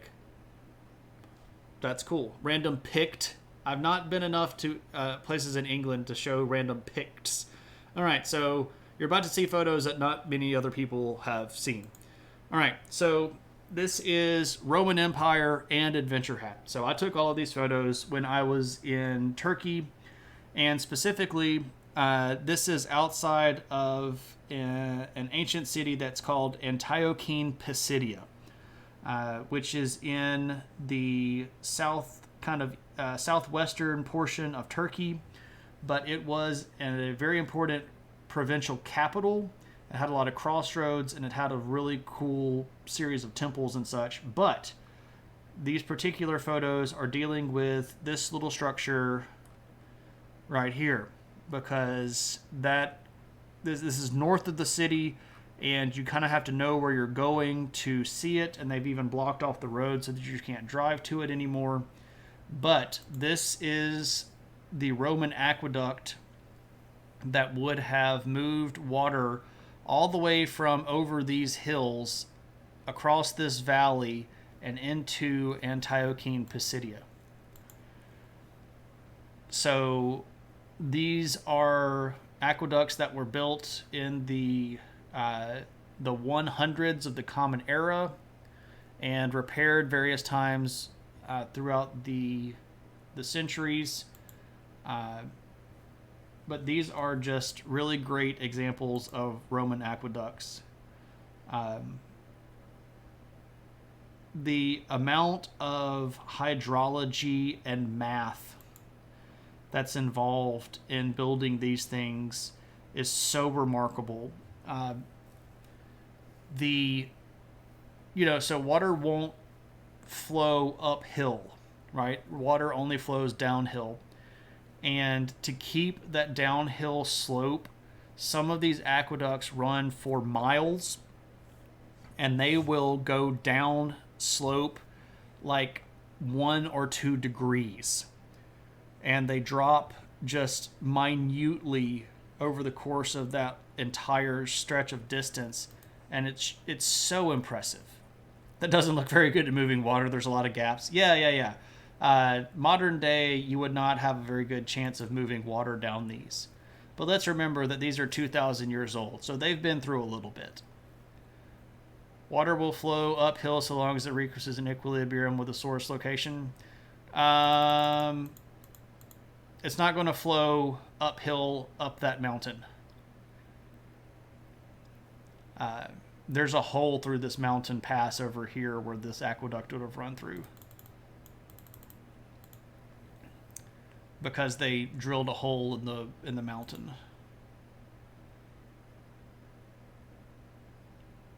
So there's just a sunrise, which I thought was really pretty, and some of the scenery.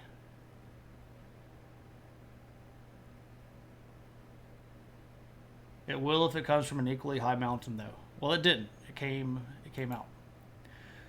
When 2,000 years old you reach, look as good you will not.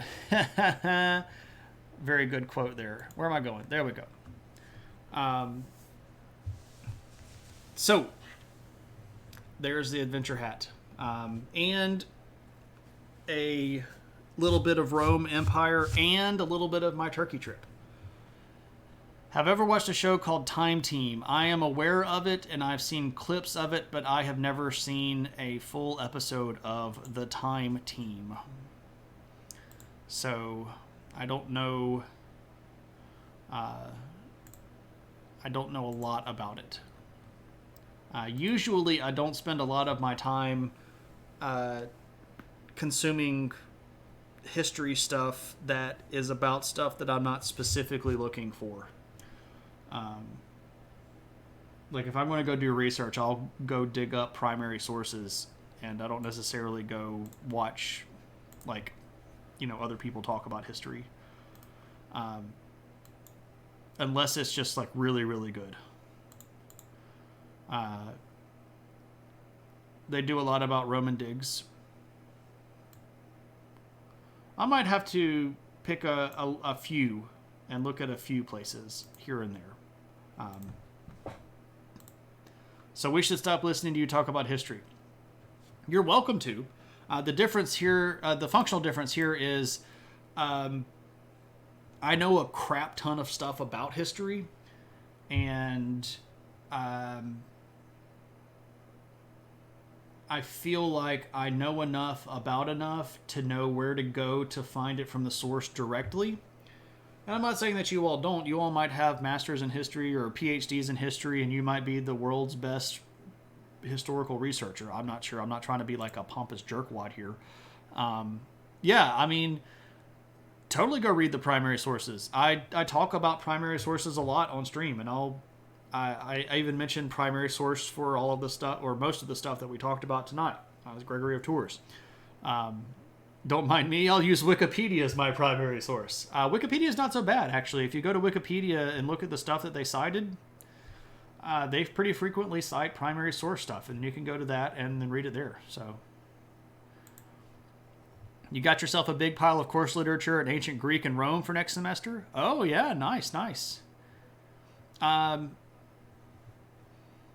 you're moving ever closer to my bread and butter world, Metran. So, you know, Fogage, I don't have a PhD. I don't have a PhD at all. The problems with PhDs in history, especially the time period that I would want to do, is that they get very linguistic heavy. So you don't really find a lot of programs that offer you a PhD in ancient history, but you'll find a lot of PhDs that will offer you a PhD in history in cuneiform or Akkadian or Syriac. And my dyslexia treats me bad enough when I'm trying to read English, and I've hacked my brain enough where I can read English effectively. If I had to learn how to read cuneiform, where every shape is the same size and shape, it's just rotated differently, I don't think I would be able to do that.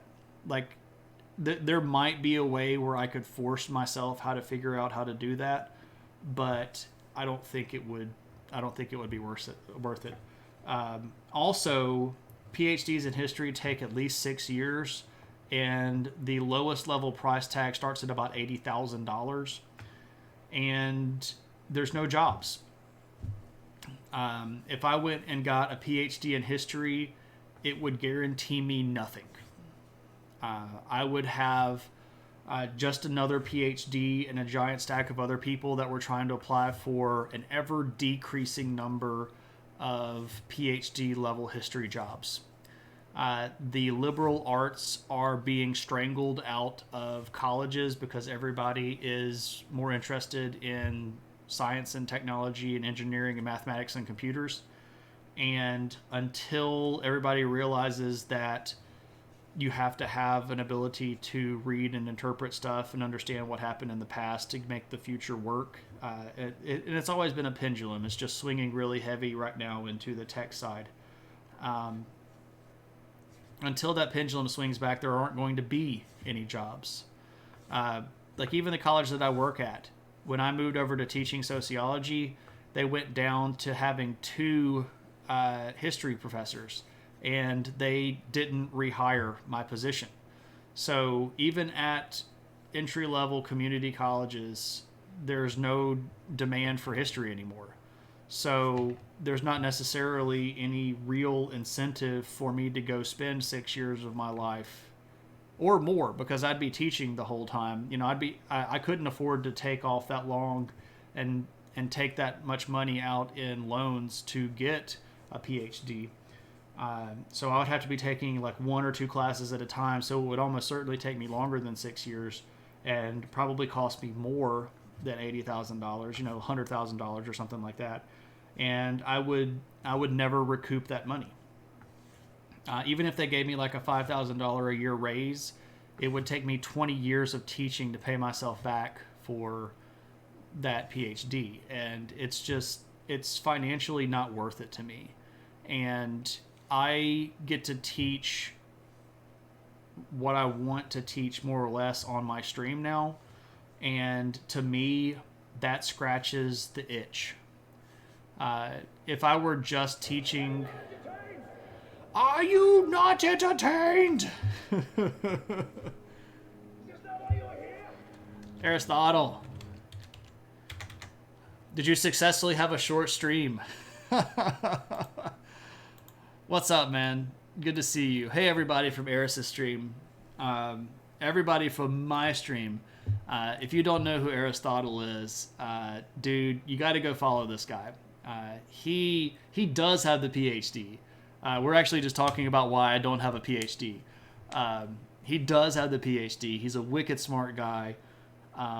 He talks philosophy on stream, and it was one of my favorite places to hang out on Twitch. It really is. He's a great dude. You should go give him a follow. Even if you don't think philosophy is your thing, you never know what you're going to pick up in Eris's stream that's going to resonate with you, because a lot of that stuff is just how we act, right? It's it's how we react to things and how we interact with things and how we place our mindset on stuff. That all gets back to philosophy. So yeah, you gotta go follow Aristotle. For those of you that don't know me, hello, my name is Shane. I teach history and sociology in college, and on my channel, we hang out, we goof off, and we talk about history. And in the same sort of way that Eris talks about philosophy on his stream, and it's kind of free form, we do a lot of that stuff. And I chase rabbits, and I'll go off into digressions. And like, we spent 10 minutes tonight talking about Stephen King's Dark Tower series, and we talked about like Roman aqueducts and French kings and stuff like that. And we just kind of have a good time and hang out.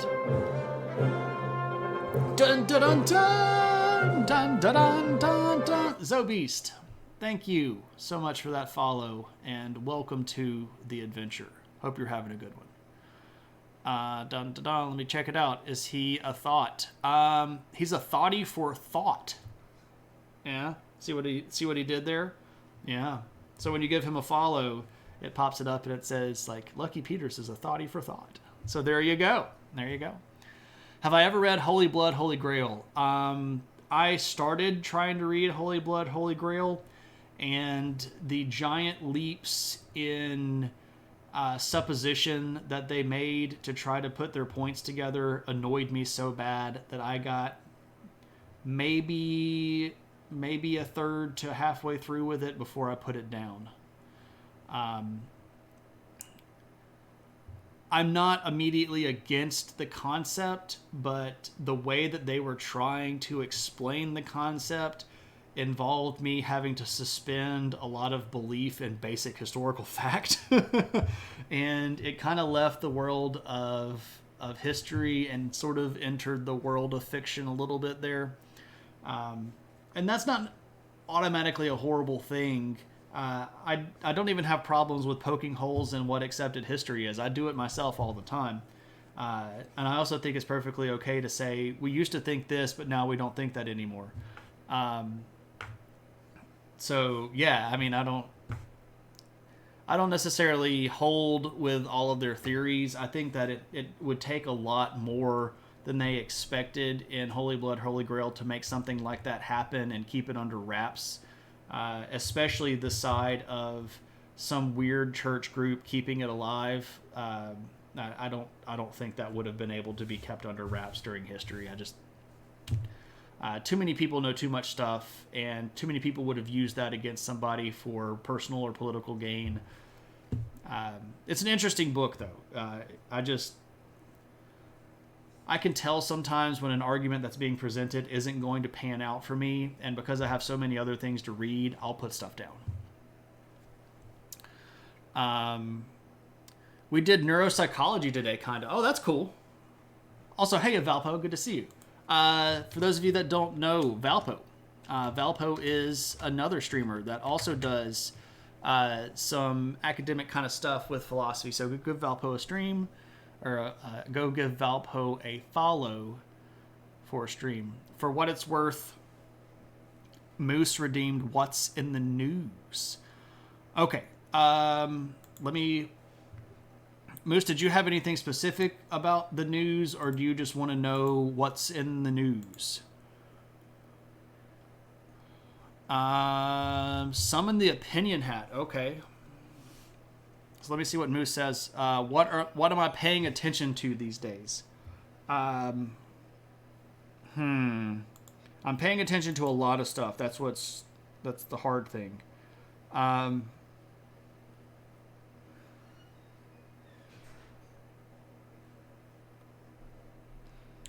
Okay.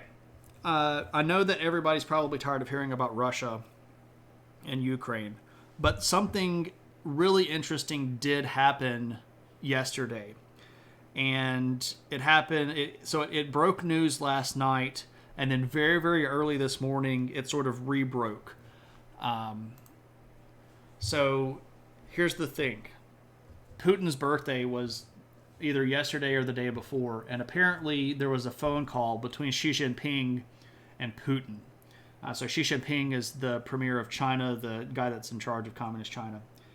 And last night, Putin and the Kremlin put out a press release, and it basically said, yeah, we had a great call with President Xi, and things are going great. And they said that they completely support us in our efforts against Ukraine, and they completely understand that this is a matter of protecting Russian safety and citizens.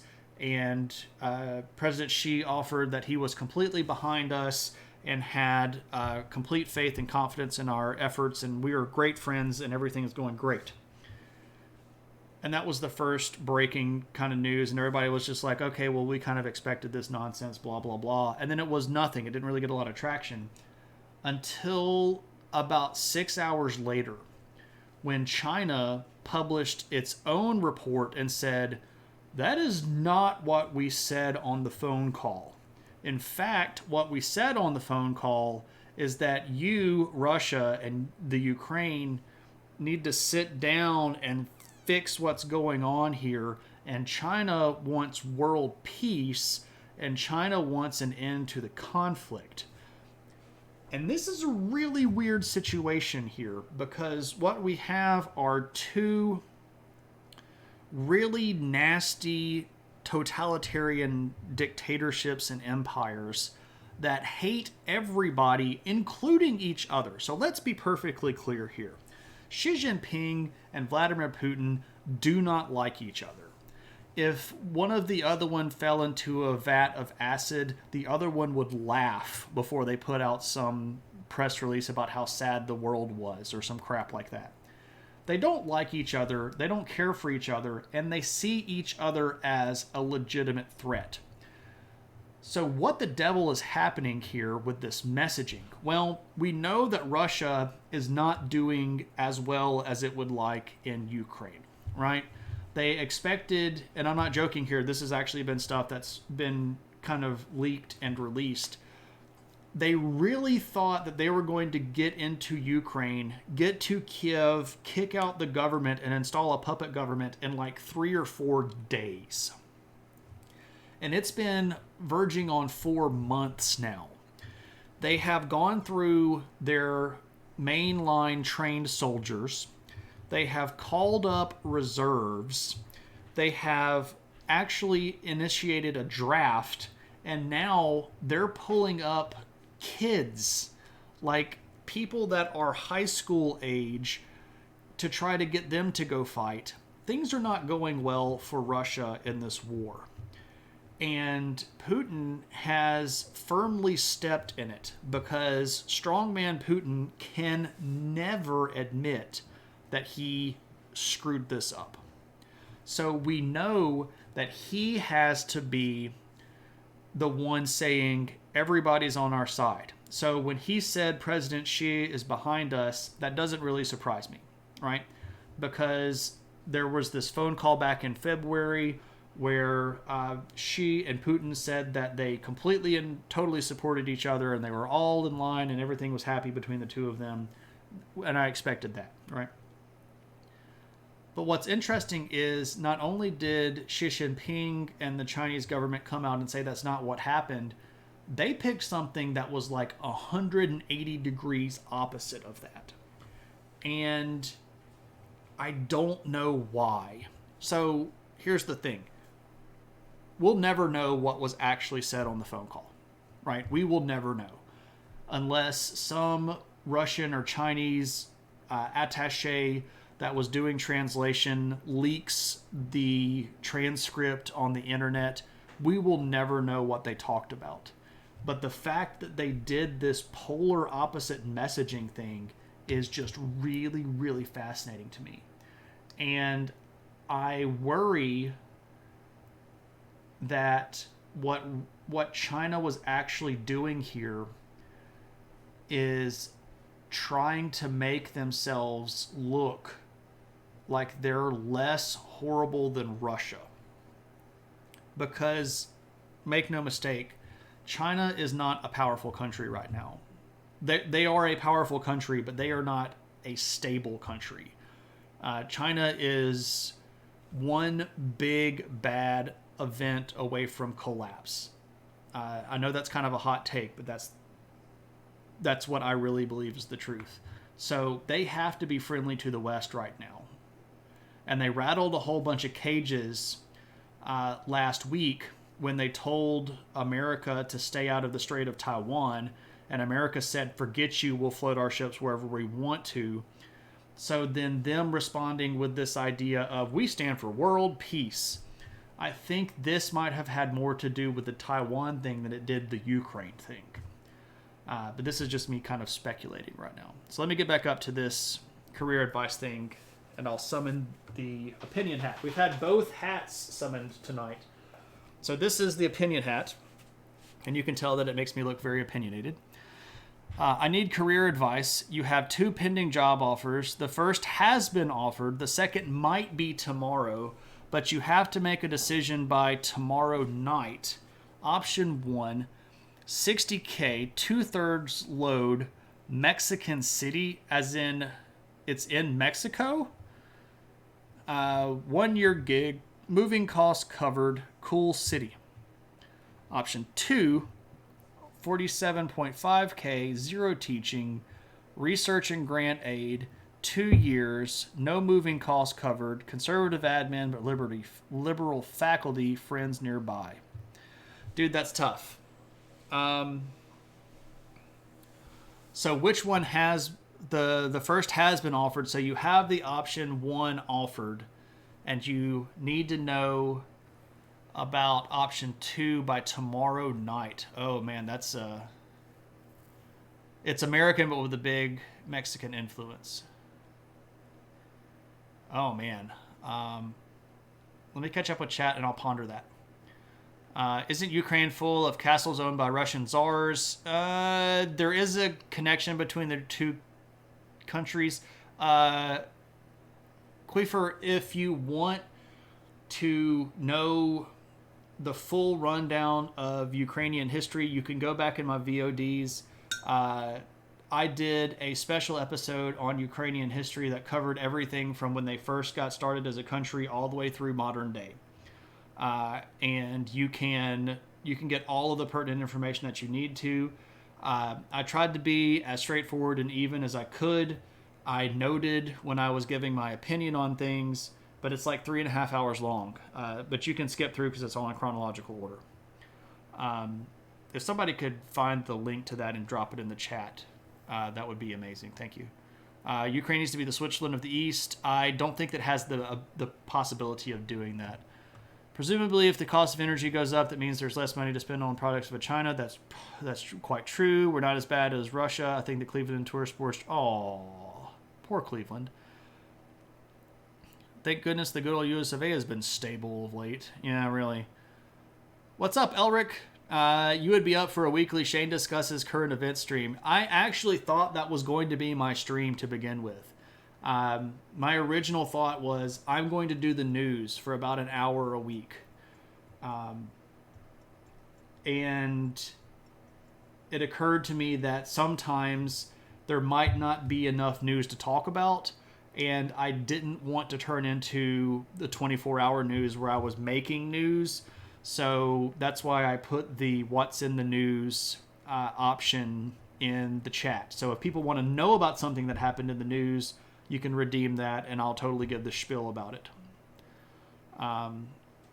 China has no problem with Russia invading Ukraine. Russia has no problem with China invading Taiwan. What beef of substance would they have with each other? Yeah. They hate each other's guts. They really do. They run communism completely differently, and they see each other as a potential nuclear threat. They both want to run Asia, and China has, since about the 70s, been in a better position to do that, with various periods of time where Russia's been in better shape. Like by the 80s, China was looking pretty bad. Would you be happy of both? You kind of like option 1 of the 2 if you can save up in different ways, but yes. You'd be in a distant financial position for the first time of your life. That's a big. Shane 24/7. No. Thank you, Vipers. Much appreciated, my friend. And thank you, KP. Option 1 seems like a better option if it's the friends that bring you to option 2. Okay, so here's my opinion. And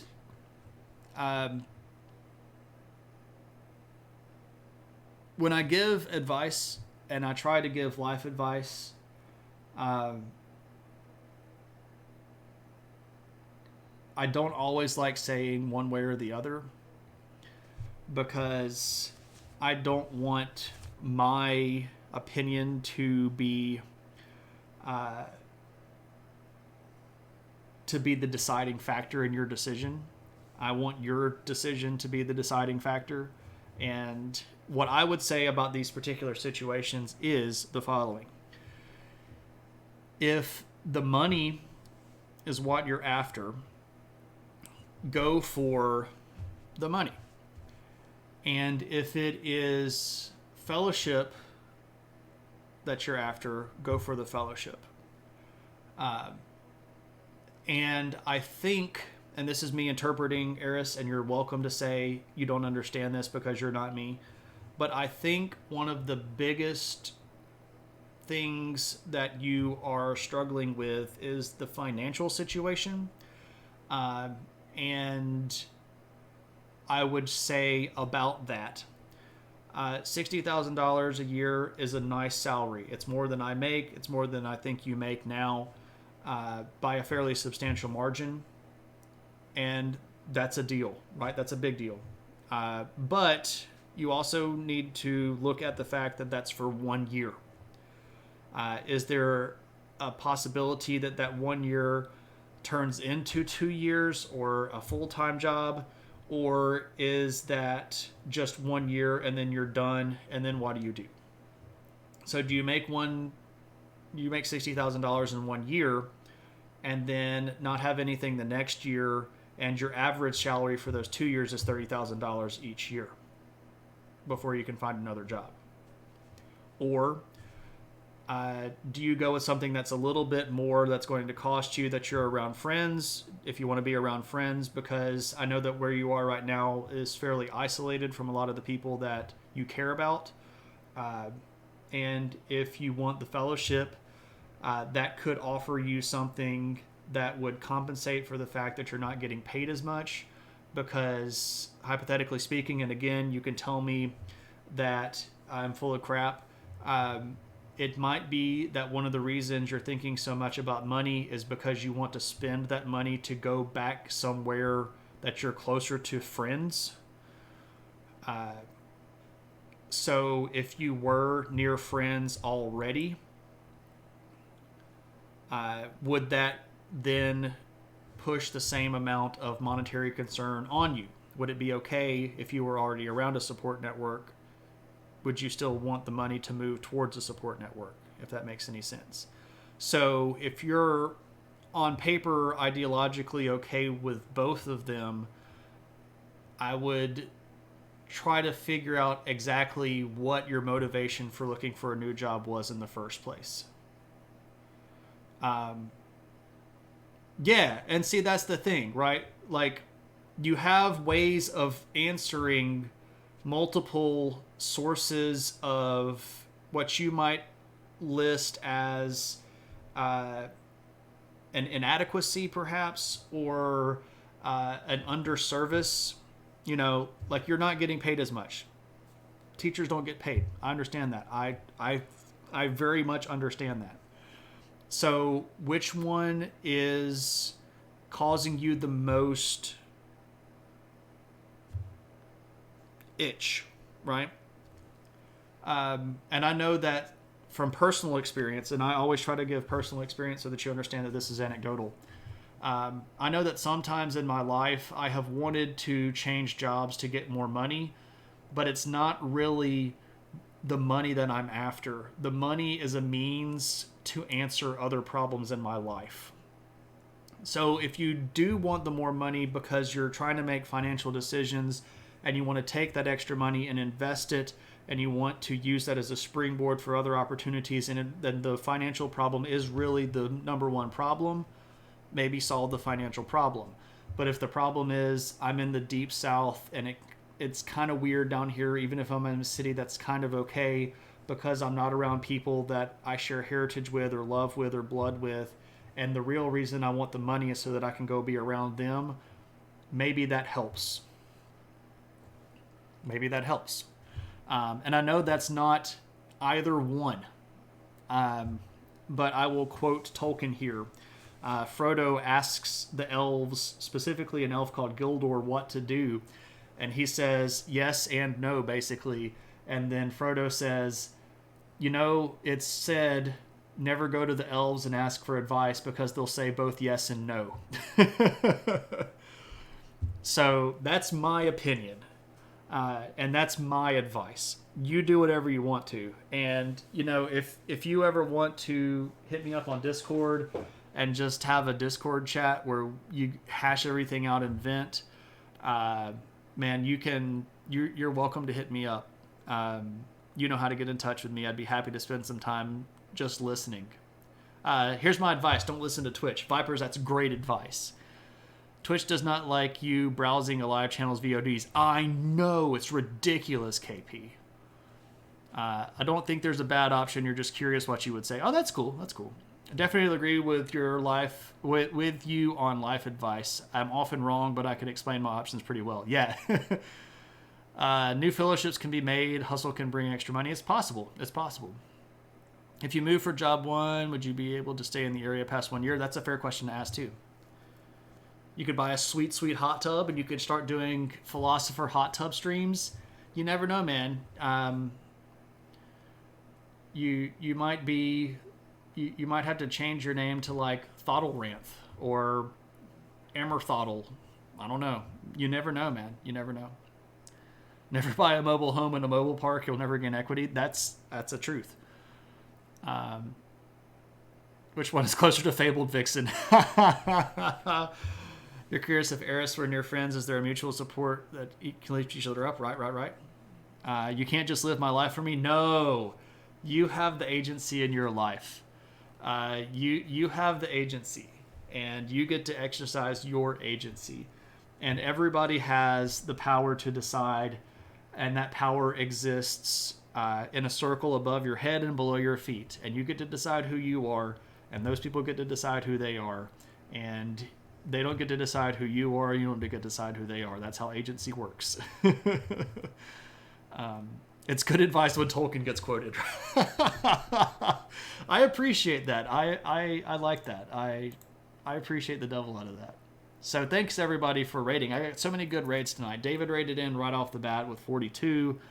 And then we got Steve Conley raid coming in. And then we got an Eris raid coming in. I feel like a lot of people might be hearing and seeing me for the first time. So I usually don't do any kind of like pitch or anything like that. But if you like hanging out and talking and shooting the breeze and maybe getting some history knowledge on the way, hit that follow button. You'll get to see one of the coolest animated GIFs on Twitch. And you'll hear Indiana Jones music. And you'll get to know the next time I go on stream. And we'll talk about some stuff there. In what ways are China and Russia not communist? They're both. Which way are they not communist? Russia has moved away from true communism because it was never really true communism, and has moved into oligarchic socialism. And China, which was for a very, very, very, very, very, very, very brief time true communist, but Mao screwed all of that up, is now actually more capitalist than a lot of other communist countries on earth, because they've allowed a lot of capitalist tendencies in, because it has allowed their economy to grow really fast, and because their leadership is in a position to scrape all of the cream off of that. They've just been they've basically been pushing capitalist growth through a free market that's not really free, because at the end of the day, the government can still just own everything, right? My advice is to ask Shane for advice, but not to always take that advice. That's fair too. Nobody should ever believe a word that I say. Everybody should practice healthy skepticism and go to the sources themselves and look stuff up, and remember that I don't get to decide for you. You're going to go grab some food and maybe a beer to think this over. Thanks, y'all. This help. Aristotle, I hope it... I know that's a tough decision. It really is. But again, if you need somebody, even just to listen, hit me up. Let me know. I got your back, man. Do you nerd? Do you nerd too much? Are you nerded out? Just want to listen to a nerd? Hit that subscribe button, nerd. Well, you're in luck, because this is the nerd capital of Twitch. It's not. I don't know if it is or not. It might be. I'm a giant nerd, though. I for real am. Okay. I have now been streaming, holy crap, for almost 3 hours. This is usually a lot longer than I would normally stream. So we're going to go hit a raid.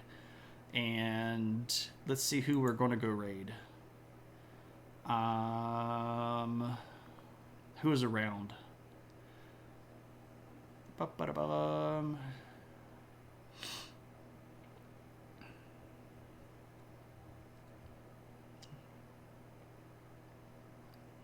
Okay, I see where we are going to go raid. I miss the good old days when we raid and pillaged. Yeah, the pillaging... Man, society really looks down on pillaging, you know, especially when the pillaging gets, like, out of hand and becomes, like, vandalism. The society is just, like, you know, it's just not going to be a fan of that. From your point of view, yeah, this is a pretty concentrated stream of nerds. It's okay. Everybody gets to be themselves here. We don't always have to agree on everything, but... I don't think we've ever had what I would consider any sort of situation on the stream here where I've never had to ban anybody. I've been streaming for over 2 years now, and I've never had to ban anybody in chat. Everybody's just been super cool. We've had moments where I think tension got high, and I think we could have said some stuff that got people upset and turned it into like a name-calling thing. But I think I've always managed to kind of bring everybody, or everybody is just sort of like backed away.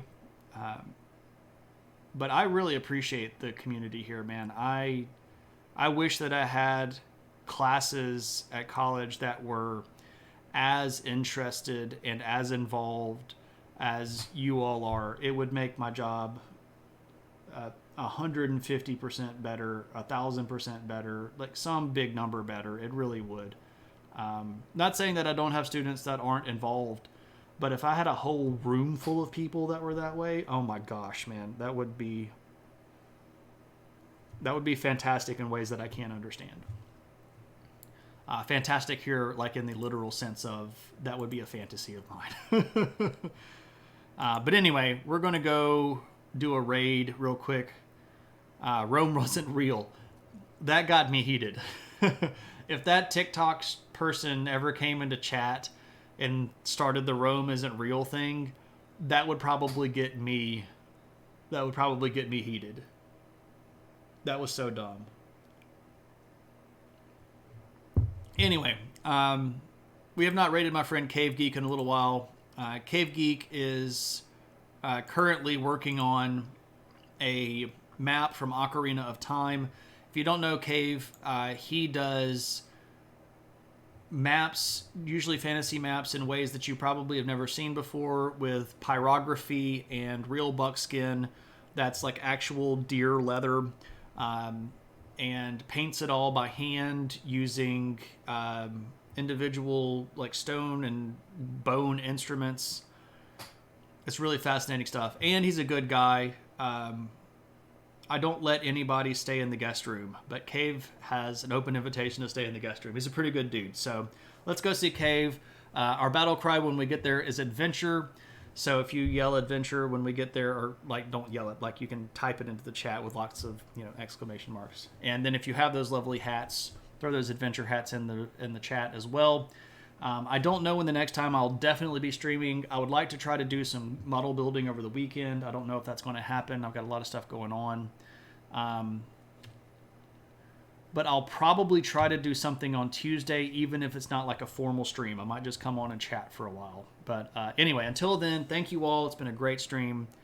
And take it easy. See you next time. Bye.